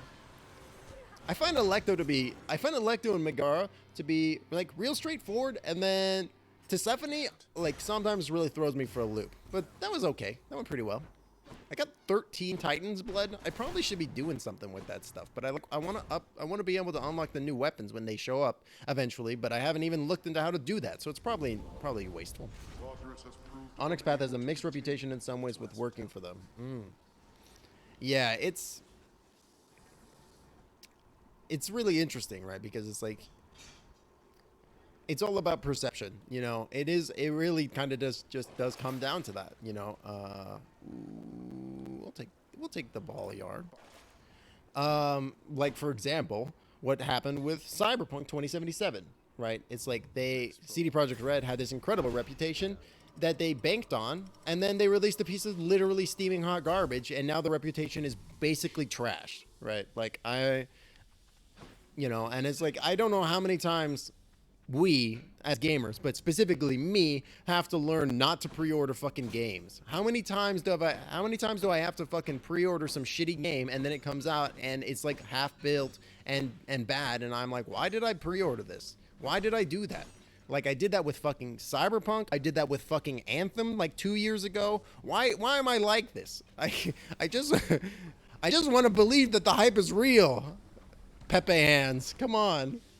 I think one of the things that they somewhat underplay, but also they are entirely freelance and they're open to newbies in the field. And like, I don't want to say pay with experience, but is good. But it's very nice to say, hey, we pay less, but we're looking for people that want a foot in the door. Yeah, don't believe the hype. I know. That's my biggest struggle, not believing the hype. Yeah, that is interesting. I do think that there is something definitely to be said about like situations like that, right? Where it's like this game studio is complete freelancers and they really use their space to allow people to get in the door. You know, I think that that's really cool. I don't, you know, substandard wages is like a whole other aspect, I feel like, because, you know, artists deserve to be paid, writers deserve to be paid, even if you're just getting your foot in the door. It's like a really tricky and really fine line, you know, because it's like as much as you would, I mean, as helpful as like that level of experience and that positioning is, I mean, unfortunately, like you can't really pay your bills with experience, you know, and it feels to me, oh, we'll go with this. Well, it feels to me like a bit like a catch-22. That's quite a bit faster. It feels to me like a bit like a catch-22. I mean, and I'm sure this is not a unusual feeling that it's like, yeah, in order for you to have a job here, you need to have 10 years worth of experience, and you're only in your 20s, right? It's like you, in order to be able to get experience, you need experience. Haha, right? And it's like it's just like a tautology, right? You have experience because you were given a chance early on because the situation was different, you know. And this is like, I mean, I don't know. I don't really have the best perspective for this kind of stuff because like I didn't go to college. I didn't like do any of that stuff because when I was growing up, there was such an emphasis on going to college, but I was kind of disillusioned by it at that point in like the 90s and the early 2000s, where I was like, yeah, I don't really think that maybe going to college would be the most helpful because I don't really want to have debt, and it seems like people are having difficulty getting jobs out of college, and people go to college, and because that was what all our parents said, that Gen Xers and the baby boomers, they were like, yeah, go to college and everything's going to be great, and you're going to land a job, and everything, and your life is going to be fantastic and perfect, and everything's going to be golden. And then the reality of the situation happened, where it's just like, yeah, I mean, no, that's just like not true. And also it's kind of just inherently classist too, right? Where it's like, yeah, if you go to school and you do so, then you'll get a wealthy job, right? And it's like, no, I mean, college is not about school, right? At least not at this point. It's somewhat about the knowledge and the skills that you learn, for sure, but it mostly feels like it's about, hey, make these connections, and then when you make friends with that one kid whose daddy owns a Fortune 500 company, you're going to be able to get in at this executive level just inherently because you know the person. And, you know, fuck the other people in the company that God knows how long that they've been working there for, and probably deserve the position that is just going to be handed to the CEO's son or his son's friend or whatever. You know, it's like, it feels very much like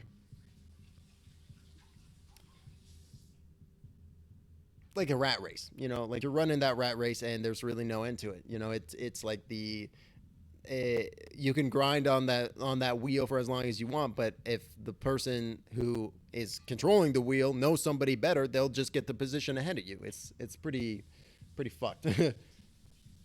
Got a master's degree and a whole lot of debt and jack shit to pay. Exactly. Mistress, what do you have your master's in? I'm gonna guess English.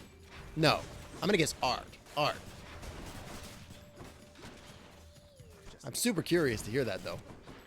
But yeah, exactly, because it's like, I really kind of feel like our generation was not only just tricked, right, but also we were misled, you know, which I guess is the same fucking thing. But to be fair, when like adults go, oh, well, you need to go to college, you know, I don't I don't think they were intentionally doing so, but I also don't think they were cognizant of the concept of, hey, tuition has skyrocketed 1,000% and fucking the minimum wage has stayed stagnant for fucking 30, 40 years. And then we have all these boomers being like, oh, well, why don't you just get a part-time job to pay for your college? And it's like, motherfucker, your fucking tuition was like $300.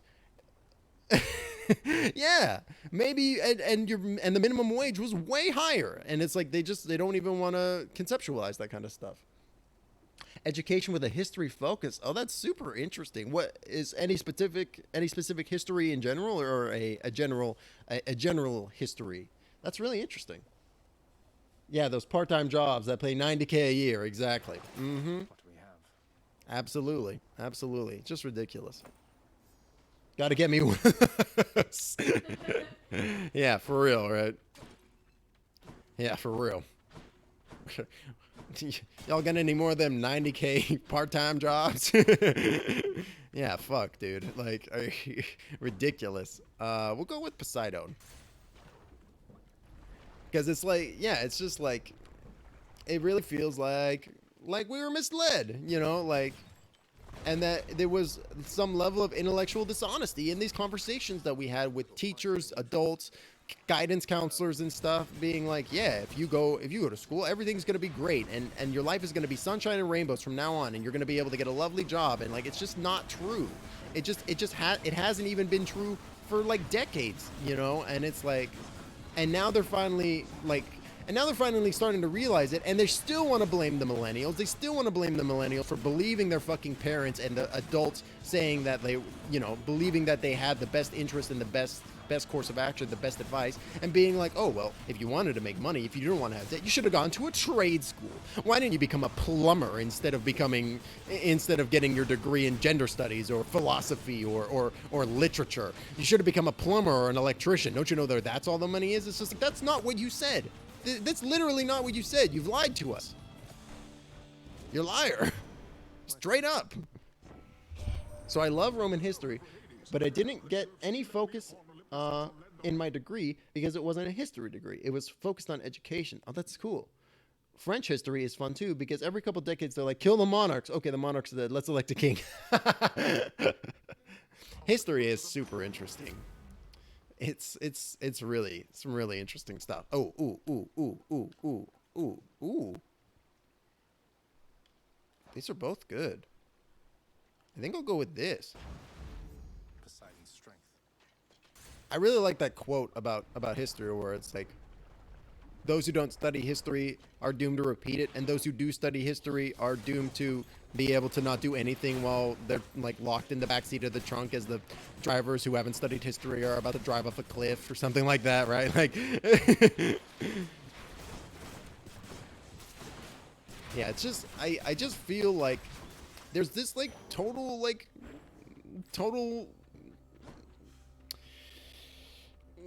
what's the word that I'm looking for? Like they burned our trust a little bit, you know, all these adults and teachers and stuff being like, yeah, go to college and everything's going to be great. Your life's going to be fantastic. It's going to be great. You want to have a successful career in life and stuff, but go to college. And then it's like, we went to college and it was like, you idiot. Why'd you go to college?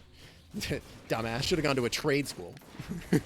Right? It's just like the level of two-facedness is just absurd. And now like lots of people, like they don't even use their degrees, right? Like it's like, which is super unfortunate because it's like, oh man, I would really love to use my degree for like something that I'm passionate in and like being able to help people with whatever my degree may be. But because I need to pay the bills, I literally can't. And it's like, it's just absurd, you know, like, all right, let's catch them. Like I'm like a really big fan of universal basic income for like almost literally exactly that reason, because it's like before universal basic income even came to like the political stage in America, you know, I was thinking, yo, why don't we just, you know, we should just like give everybody money. Like there's like really I don't really see any issue with it because it's like we have more than enough money to pay for giving everybody money. And if we did so, we could experience like basically what would be a second Renaissance, you know, where it's like basically now everybody has the free time and the money to be able to explore and do whatever they want. So if you want to make art or explore building art or what have you, you totally can, and that's your prerogative. And because you don't have to worry about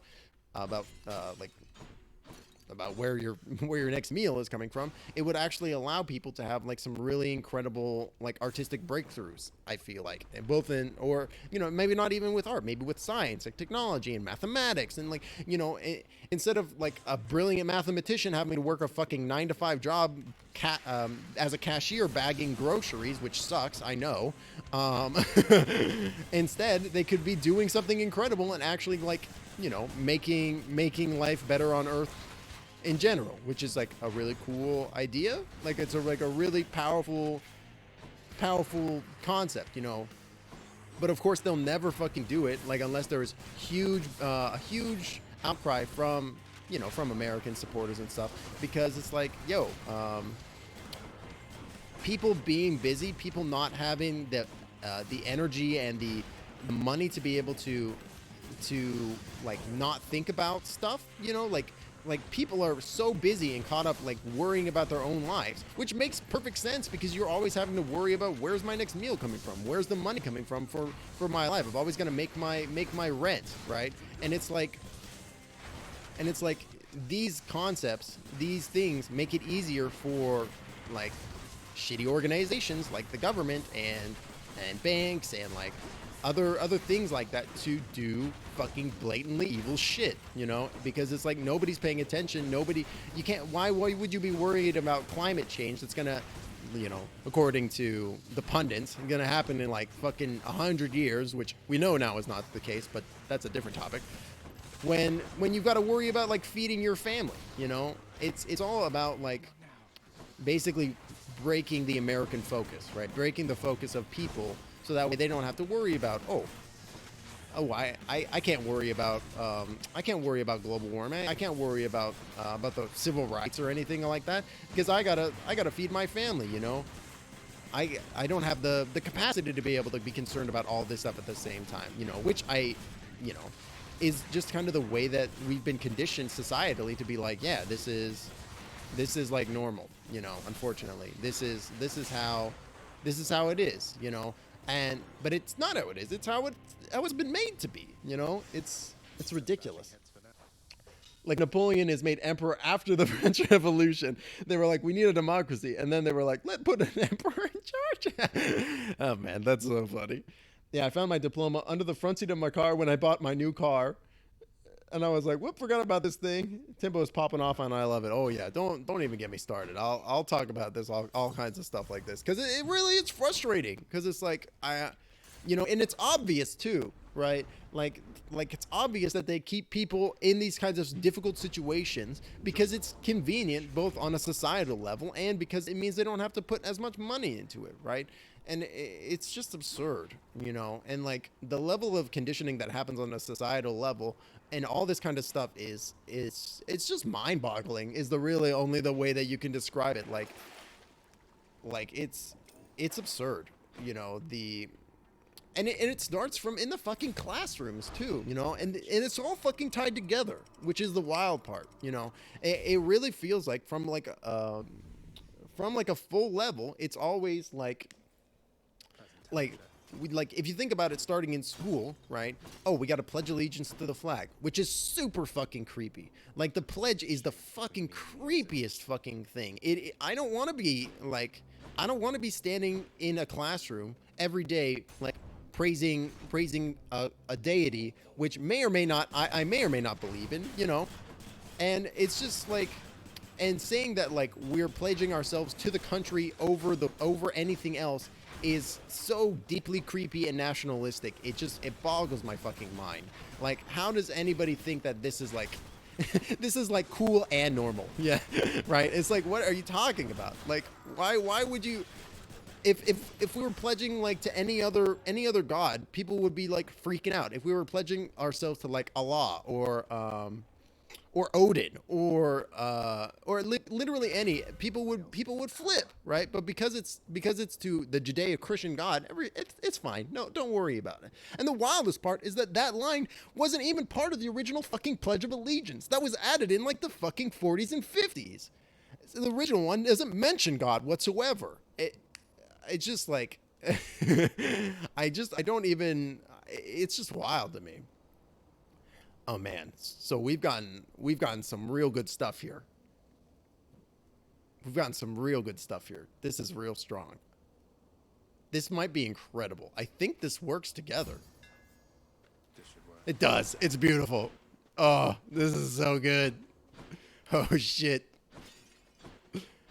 Oh shit, we're pogging up. Oh my god, that looks so cool. Wow. All right. This run has gone banana pants crazy town. Wow. Wow, wow, wow. All right. You want to die again? That is so strong. I'm just one-tapping enemies now. This is beautiful. Oh man. This is the stuff I love in roguelikes, right? This is my bread and butter right here, because I love just getting these completely wild things, this completely wild interaction of items and synergies together, and then eventually you're just like firing 5 missiles out of your chest at the same time, and they all do a shit ton of damage. It's so cool. This is awesome. Dope. Oh, let's go ahead and get. Let's go get to the shop. That's funny. This is wild. The blue fire too. That is so sick. Oh man, why is it when anything is blue fire, it's always like the fucking hypest shit? It's so cool.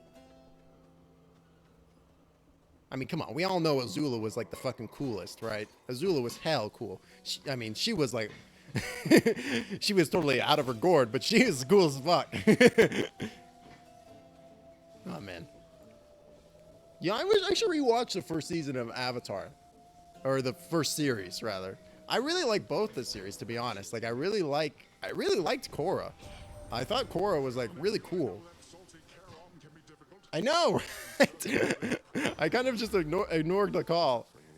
Hey, we got this call here though. We might go with that. Oh, but that could be so good. Slamming foes into barriers creates a watery blast, because we've got the thing. Special deals more damage and knocks away. I gotta go with that. Tart and tasty. I don't know what's wrong with me. I never prioritize calls. I always go for another thing. I don't know why. Korra was mad at me compared to Avatar. It's just okay.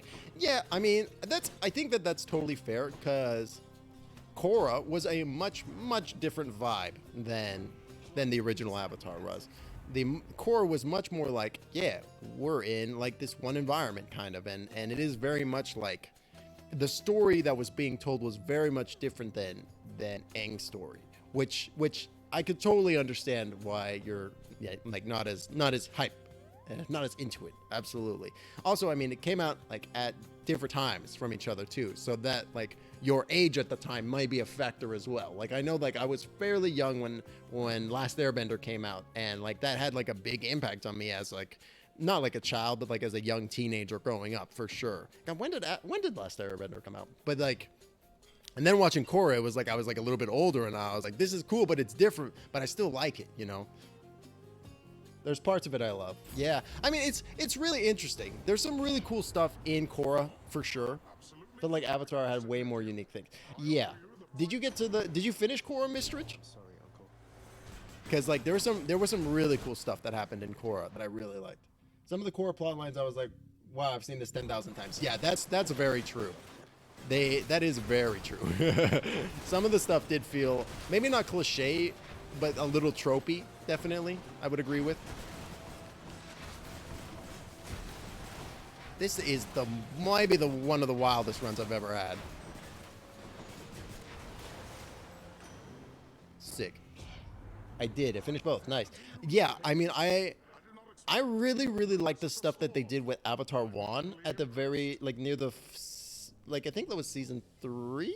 Was it season 4 of Korra? But I really like the explanation that they gave with Avatar 1, and like that whole segment was so good. Like I really like that whole explanation and like the origin of the Avatar. Like I would love to see like an Avatar, because like now they've got the creators of Avatar have gone on to make they've got the green light from Nickelodeon about making Avatar Studios, which is gonna be so fucking cool. I'm so excited for that. But I would love to see a oh yeah, I would love to see an Avatar 1 like like more with him in that like setting in that early kind of era of Avatar. I think that could be really cool. I hate that Korra deleted all the avatars. Oh yeah, that is like a big that's a big sticking point. I agree. I hate to be the Avatar right after Korra because like she is not the brightest of the wisest. Oh yeah, the Avatar RPG, using Powered by the Apocalypse system. Yes, yes, yes, yes. Give me all that. I'm so excited for that. And I was like, when I can't remember who I saw post it because I remember it was on the Knights Discord. And when I saw that, I was like, yes, this is like what I want. I want Powered by the Apocalypse Avatar because it's just like the perfect setting, the perfect system for it in my opinion, because it's like so incredibly narratively driven and unique, and you can do things in that system that you can't really do. I mean, I'm not super well abreast. Oh, hey, a call. We'll go for the call. I'm not super well abreast. Oh yeah, the studio that did Masks too. Yeah, so you know it's gonna be good. Mask systems are so strong. Like I'm super excited for it because it's like the way that fishing. The narrative elements of the Powered by the Apocalypse system, I feel like will just literally mesh so well with Avatar. Like I could see it being really cool. I could see that being excellent. Yeah, it is interesting that they decided to go with like this in Korra of being like her being like, yeah, I kind of accidentally deleted all the old avatars, you know, which was really unfortunate. You know, I absolutely agree. I absolutely agree. I would be super curious to see what the next, like, what's the next series going to look like? What's the next season going to look like, right? Because the next season would be, I believe, with an Earthbender, which I think could be really, really cool. Like, I could see that being really neat. I am warning you. If you keep showing up like this, I'm going to have to find a new nickname for you. Just give me a nickname. Yes, sir. We're just acquaintances. I don't know anything about you either. I honestly think Korra's subtitle at some point must have been Korra the Last Avatar. Because each season she almost ends avatars forever. That's true. That's a really interesting thought, actually. Like, when you put it like that, you're like, that does make sense.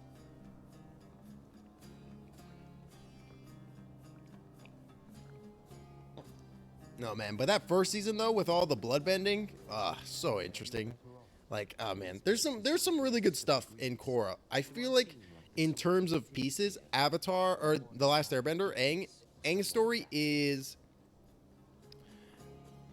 much more, like, the quality of it is much more even keel, right? Like, the quality of all the different episodes throughout the course of The Last Airbender is quite a bit stronger than Korra. Like, there are definitely some kind of, like, middler sections of Korra that kind of are a little slower or not as well orchestrated or organized, and it kind of comes across that way for sure.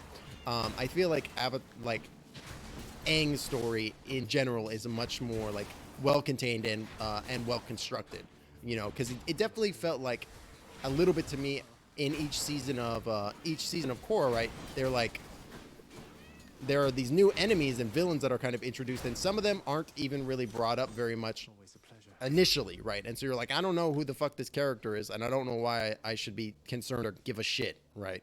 But in Aang's story, it was much more like, hey, here's why you should fucking care. It all kind of tied itself in together, much more so than in Korra, where each kind of season felt a little bit more like piecemeal. Like, each season felt a little bit more self-contained, as opposed to Aang's story, which felt much more like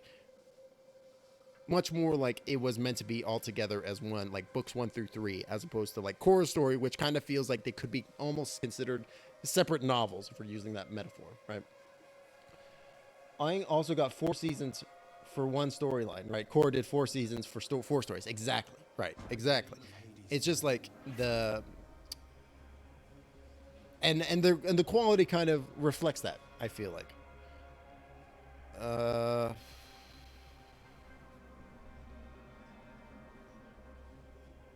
Plus 63 max life is like a shit ton of life. That's a huge amount. That's like a third of my life right now.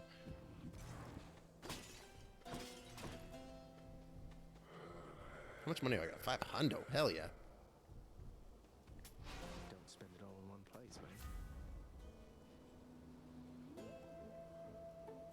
I'll take it. Strength of the goddess. Thanks. I know you can fight Charon, but I have no idea how you're supposed to be able to. I'm also like absolutely terrified too, because he seems like he's got the biggest big dick energy. You gotta watch out for that guy. He'll fuck you up. Mysterious other guy. Asterius, other guy. He doesn't even call Theseus by name. Fuck you. Oh shit. All right, rematch, son.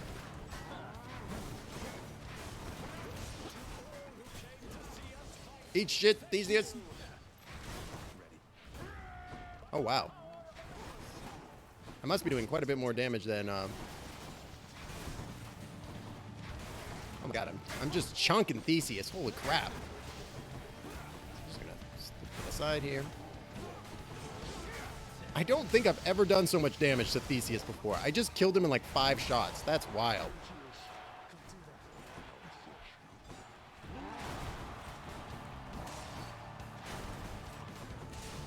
I can't wait to see what's going to happen when I get to Dad. He's going to just get absolutely destroyed. Eat it, Dad. You don't tell me where to go. You don't tell me what to do. I'm my own man now. I fought him, actually. You can as soon as you beat in 1 run. There's sometimes a bag of money behind Charon. If you pick it up, he fights you. If you beat him, you get a discount card. Neat. I've never seen Theseus go down first. Holy moly. Yeah, usually I go for Theseus first. I had initially started going with Asterius first. Hey, Shade. Yay! You're my favorite! Usually, when I was initially going, I always targeted going with Asterius first. But then recently I've just been like, fuck it, and I'll just try to go for both of them simultaneously and just get both as low as possible, which is super dangerous, but it's like, it's high risk, high reward, I guess. I don't know.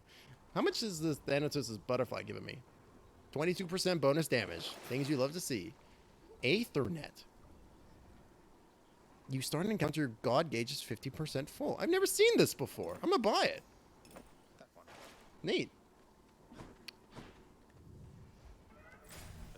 Yeah, because usually I find Theseus is the more difficult of the two. So, so my initial thought when I was originally doing the fight was like, oh, I'll fight Asterius first, because like getting Theseus down to that mid-level point where he goes into like god mode and he starts using boons against you is like really tricky. But then I was like, if I just ignore Theseus and just ignore Asterius and take out Theseus first, it goes down real simple. So I just kind of mixed it up from there. Hey, a fishing spot. Pog.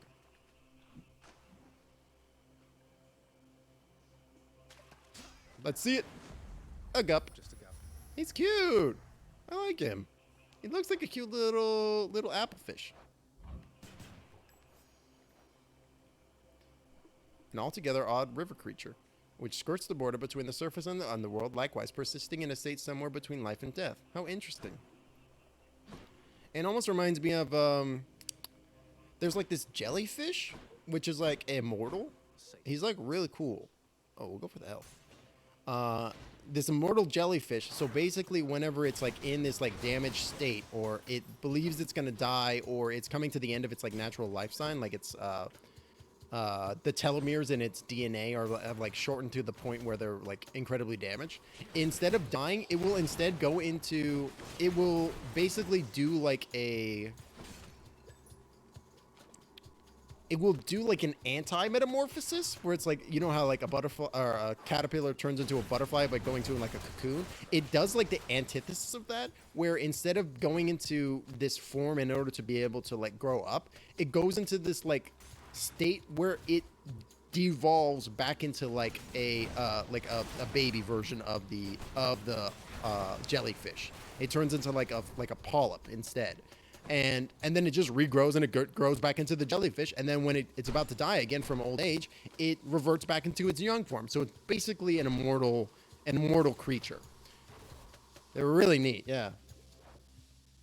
Have you ever fought small rodent? Oh yeah, is he like he's like a boss that's like a tiny version of the big rat? I think I fought that guy once. He was real tough. I got it once when I had an otherwise perfect run. That's a super boss that can be spawned in this area. I think I've seen that guy once. I know I fought this guy before. This nasty poison.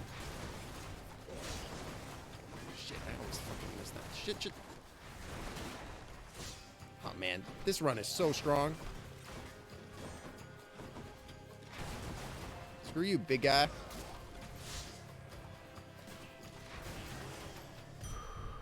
So I think the thing that's really doing this run in, I think the thing that's really making this run strong is that, so I've got this this quintuple shot rocket launcher, right? So that's really powerful. And then on the rocket launcher, I have a thing that when the enemy gets hit, they get knocked back. So that does additional damage when they get knocked into the wall. Then I have another boon that's when they get knocked back, they take even more damage. So I think what's happening is I'm hitting the dude, it's hitting them with a rocket, which then propels them into the wall. And then once they get hit into the wall, they take an additional bunch of damage. So this is just like ridiculously strong. Had this amazing run. And the small rodent killed me. Oh no. This run is feeling like real strong. I'm a little nervous because I feel like, I mean, I have all 3 of my Death's Defiances. Am I just pogged? I think I might just be pogged. I think I might just be pogged out of my gourd. I'm so pogged I don't even know what's going on. You know what's another roguelike that I've been meaning to play that I hear is real good? Curse of the Dead Gods. I hear that game is like real cool. Wow, I just shot 1 shot and it killed everybody in this room. That's what you like. You love that. This has been like useless. This net has done shit for me. Do I need $36? Probably not. Man, this run is so good. I forgot that I've got the blade cast thing going. And that's still just so good. Hey, this guy's back. Very rude. Not that it really matters. He's super dead. Yeah, it's like legally distinct Hades TM in a lot of ways. Yeah, it definitely feels like it was heavily influenced. Yep, that's definitely the vibe that I get from that game.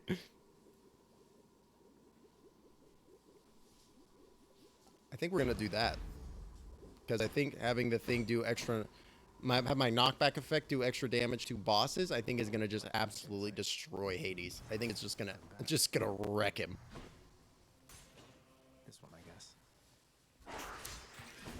You know, and I'm fine with games being like heavily influenced because it's like that's how you make really cool new games, right?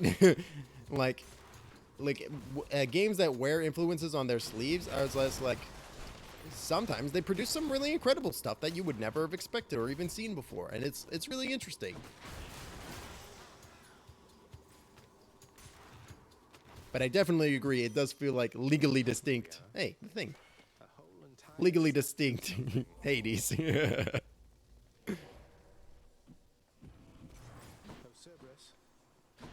I'm gonna keep doing the rooms. I feel real strong.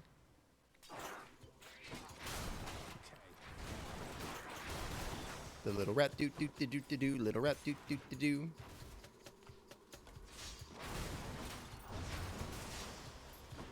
Like I don't know why the butterfly isn't going off anymore. Maybe I need to clear the entirety of the environment without taking any damage. In these environments without taking any damage for it to proc. Not sure. But I'm literally just going and destroying. I'm doing like 1,500 points of damage per shot with this rocket. Shit, poison.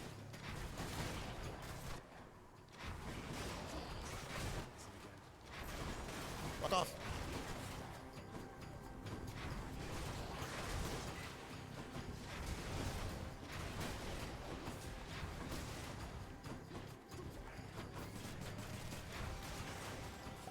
Just not, I'm not even firing the main shot anymore. I'm just literally using I'm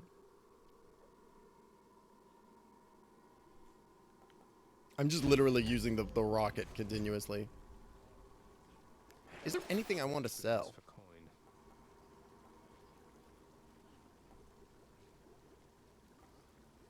No. All right. Isn't the butterfly only on backstabs? I'm pretty sure the butterfly gain bonus damage each time you clear an encounter without taking any damage. So if you perfectly encounter, it increases your damage by 2%. Which is why I've got like plus 24 bonus damage. But it doesn't seem to work in this environment. I think maybe you need to clear out like the entire... Yeah. the entire little pathway in order to be able to get it to pop.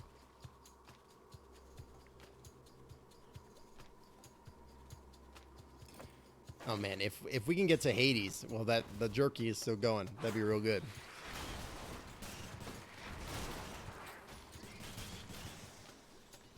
Hell yeah.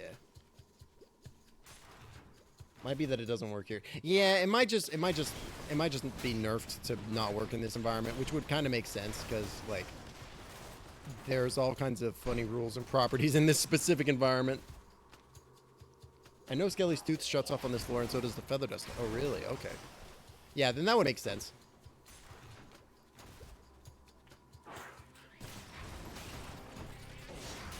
I hate the freaking sights from the ceiling, man.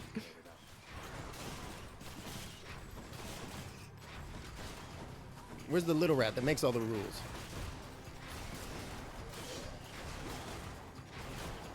Man, there's nothing more satisfying than deflecting a poison shot back at the dude and then he gets poisoned from it. That is so satisfying. That's what we call just desserts. Ah! Man, I never realized the level of viscera that happens when you kill all the little ratties. Look at all their little bloody corpses on the ground. Oh, look at this guy. Olympus, I accept this message. Whoa. Whoa, neat.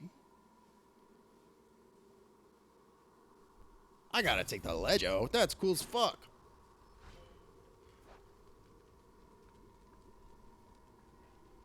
That's sick. I've never seen that one before.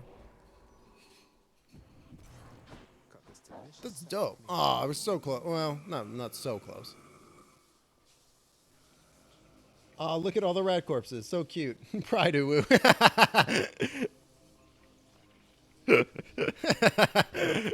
Man, that's real funny. Chance to dodge automatically. Move speed. You know what? This one's going out to Dungeon Maker out there. We're taking the increased move speed. And, you know what? Let's dump all our money into this stuff. Why not? Hey, that's good.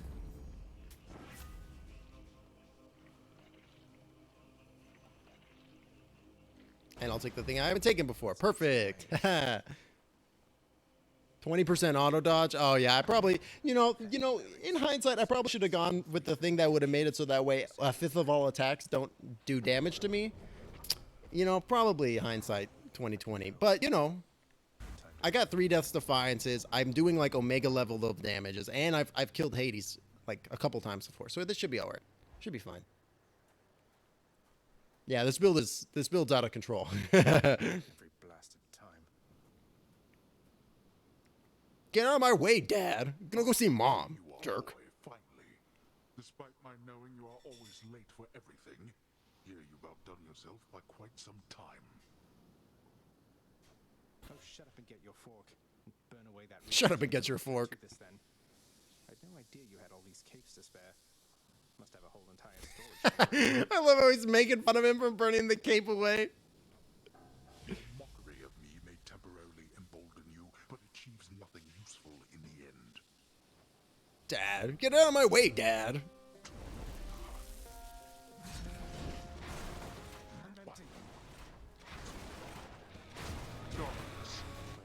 Screw you, Dad. Can I hurt him while he's invisible?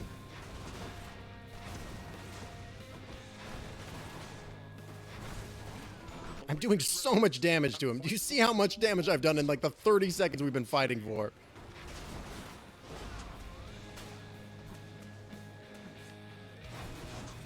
I just did almost like 4,000 points of damage to him.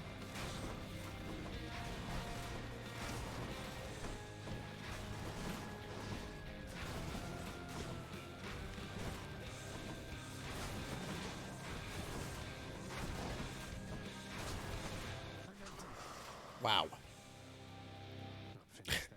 Wow. Fuck you, Dad. eat flaming death, Father.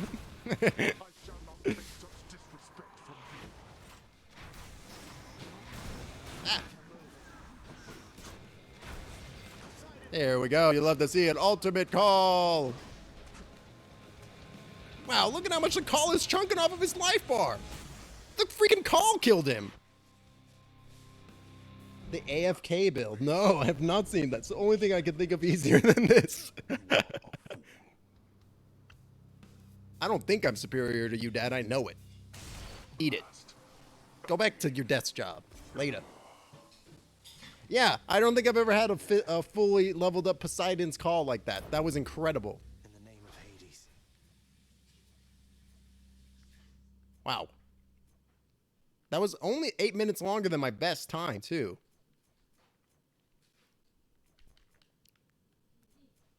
I didn't even use this, like, I don't think I used a single Death Defiance that entire run. I don't think I died once. That's pretty incredible. Yeah, give me that time split. My weapons can Hell grow yeah. stronger now.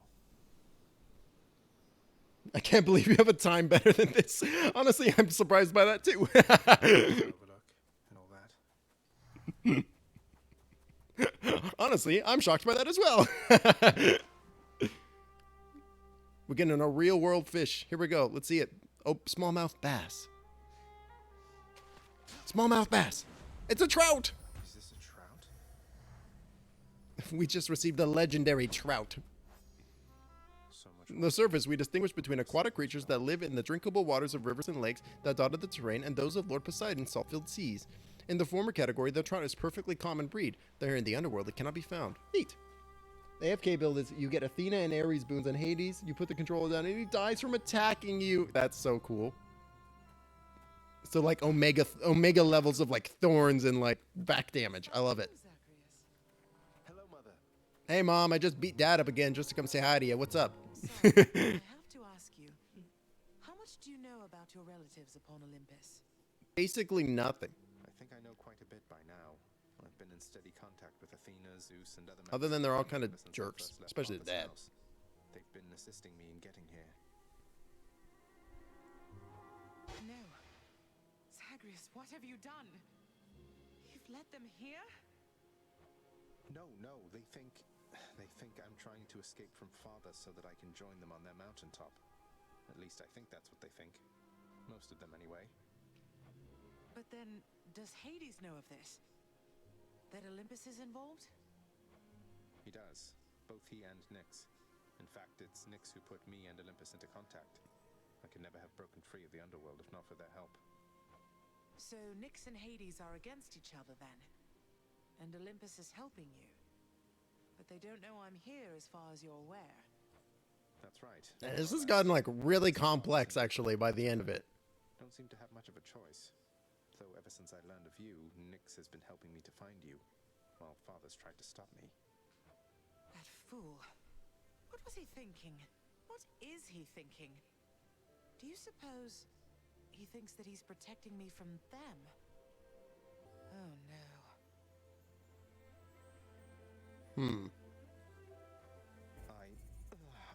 I think maybe he does think so indeed. Because now having met my relatives upon Olympus, I can definitely see that they can be a bit vindictive about things. Vindictiveness runs in the family, my son. Then if Olympus is involved, that would explain a lot. I'm here, not there with them, as you can see. But, it seems we'll have to speak some more when next you return. Yep, sorry Mom, gotta die now. Later. Return. For Scion, what pantheon/god do you think you'd go with if you got any favorite mythologies? That's a really interesting question because I really like the Greek mythologies. I also really like Norse mythology, though I'm not as well abreast of Norse myth as I am with Greek mythology. Oh, hey, Cerberus is in here. Where'd Cerby go? I'm actually gonna pivot to a different game. But this has been a lot of fun. Let me think about that question though, because it's a really interesting one. Because I love different mythologies. I love lots of different mythologies, but I'm not super well read on a lot of them, other than Greek myth. And even then, I took I had a course that I took in high school that was mythology, which was a great course and probably my favorite high school course that I ever took during my entire high school career. It was a super good course. But I'm, that was like, God, that was like 10 plus years ago at this point. So it's not super fresh in my mind. But that being said, I would probably go with Greek myth because I really like Greek mythology. But let me ask you this: does Scion allow? Does it have to be mythologies from the real world, or can you do fictional mythologies as well? Because I really like, if you're familiar with Terry Pratchett's work of the Discworld series, I feel like there are a lot of really cool gods that you could do from that. Like, I'd love to be like a child of the god of that feeling that you get when you're opening a drawer and you realize that there is the real world myths all there, but some people have created custom pantheons. Oh, that's cool. Because I really like that one god from Discworld where it's like the god of when you get like like you're trying to open a drawer, like your silverware drawer, but the silverware has like jammed it in such a way that it's like you can't open it immediately, and you got to like wiggle your hand in there to like fish out the thing so that way that's blocking it, and then you can open it normally. There's like a whole god to that specific instance and circumstance in Discworld, and I think it would be really interesting to play like the child of that god. The god sounds like a jerk. Yeah, like very much like trickster, jerkish, like very vindictive. It's very funny. It's really, really good.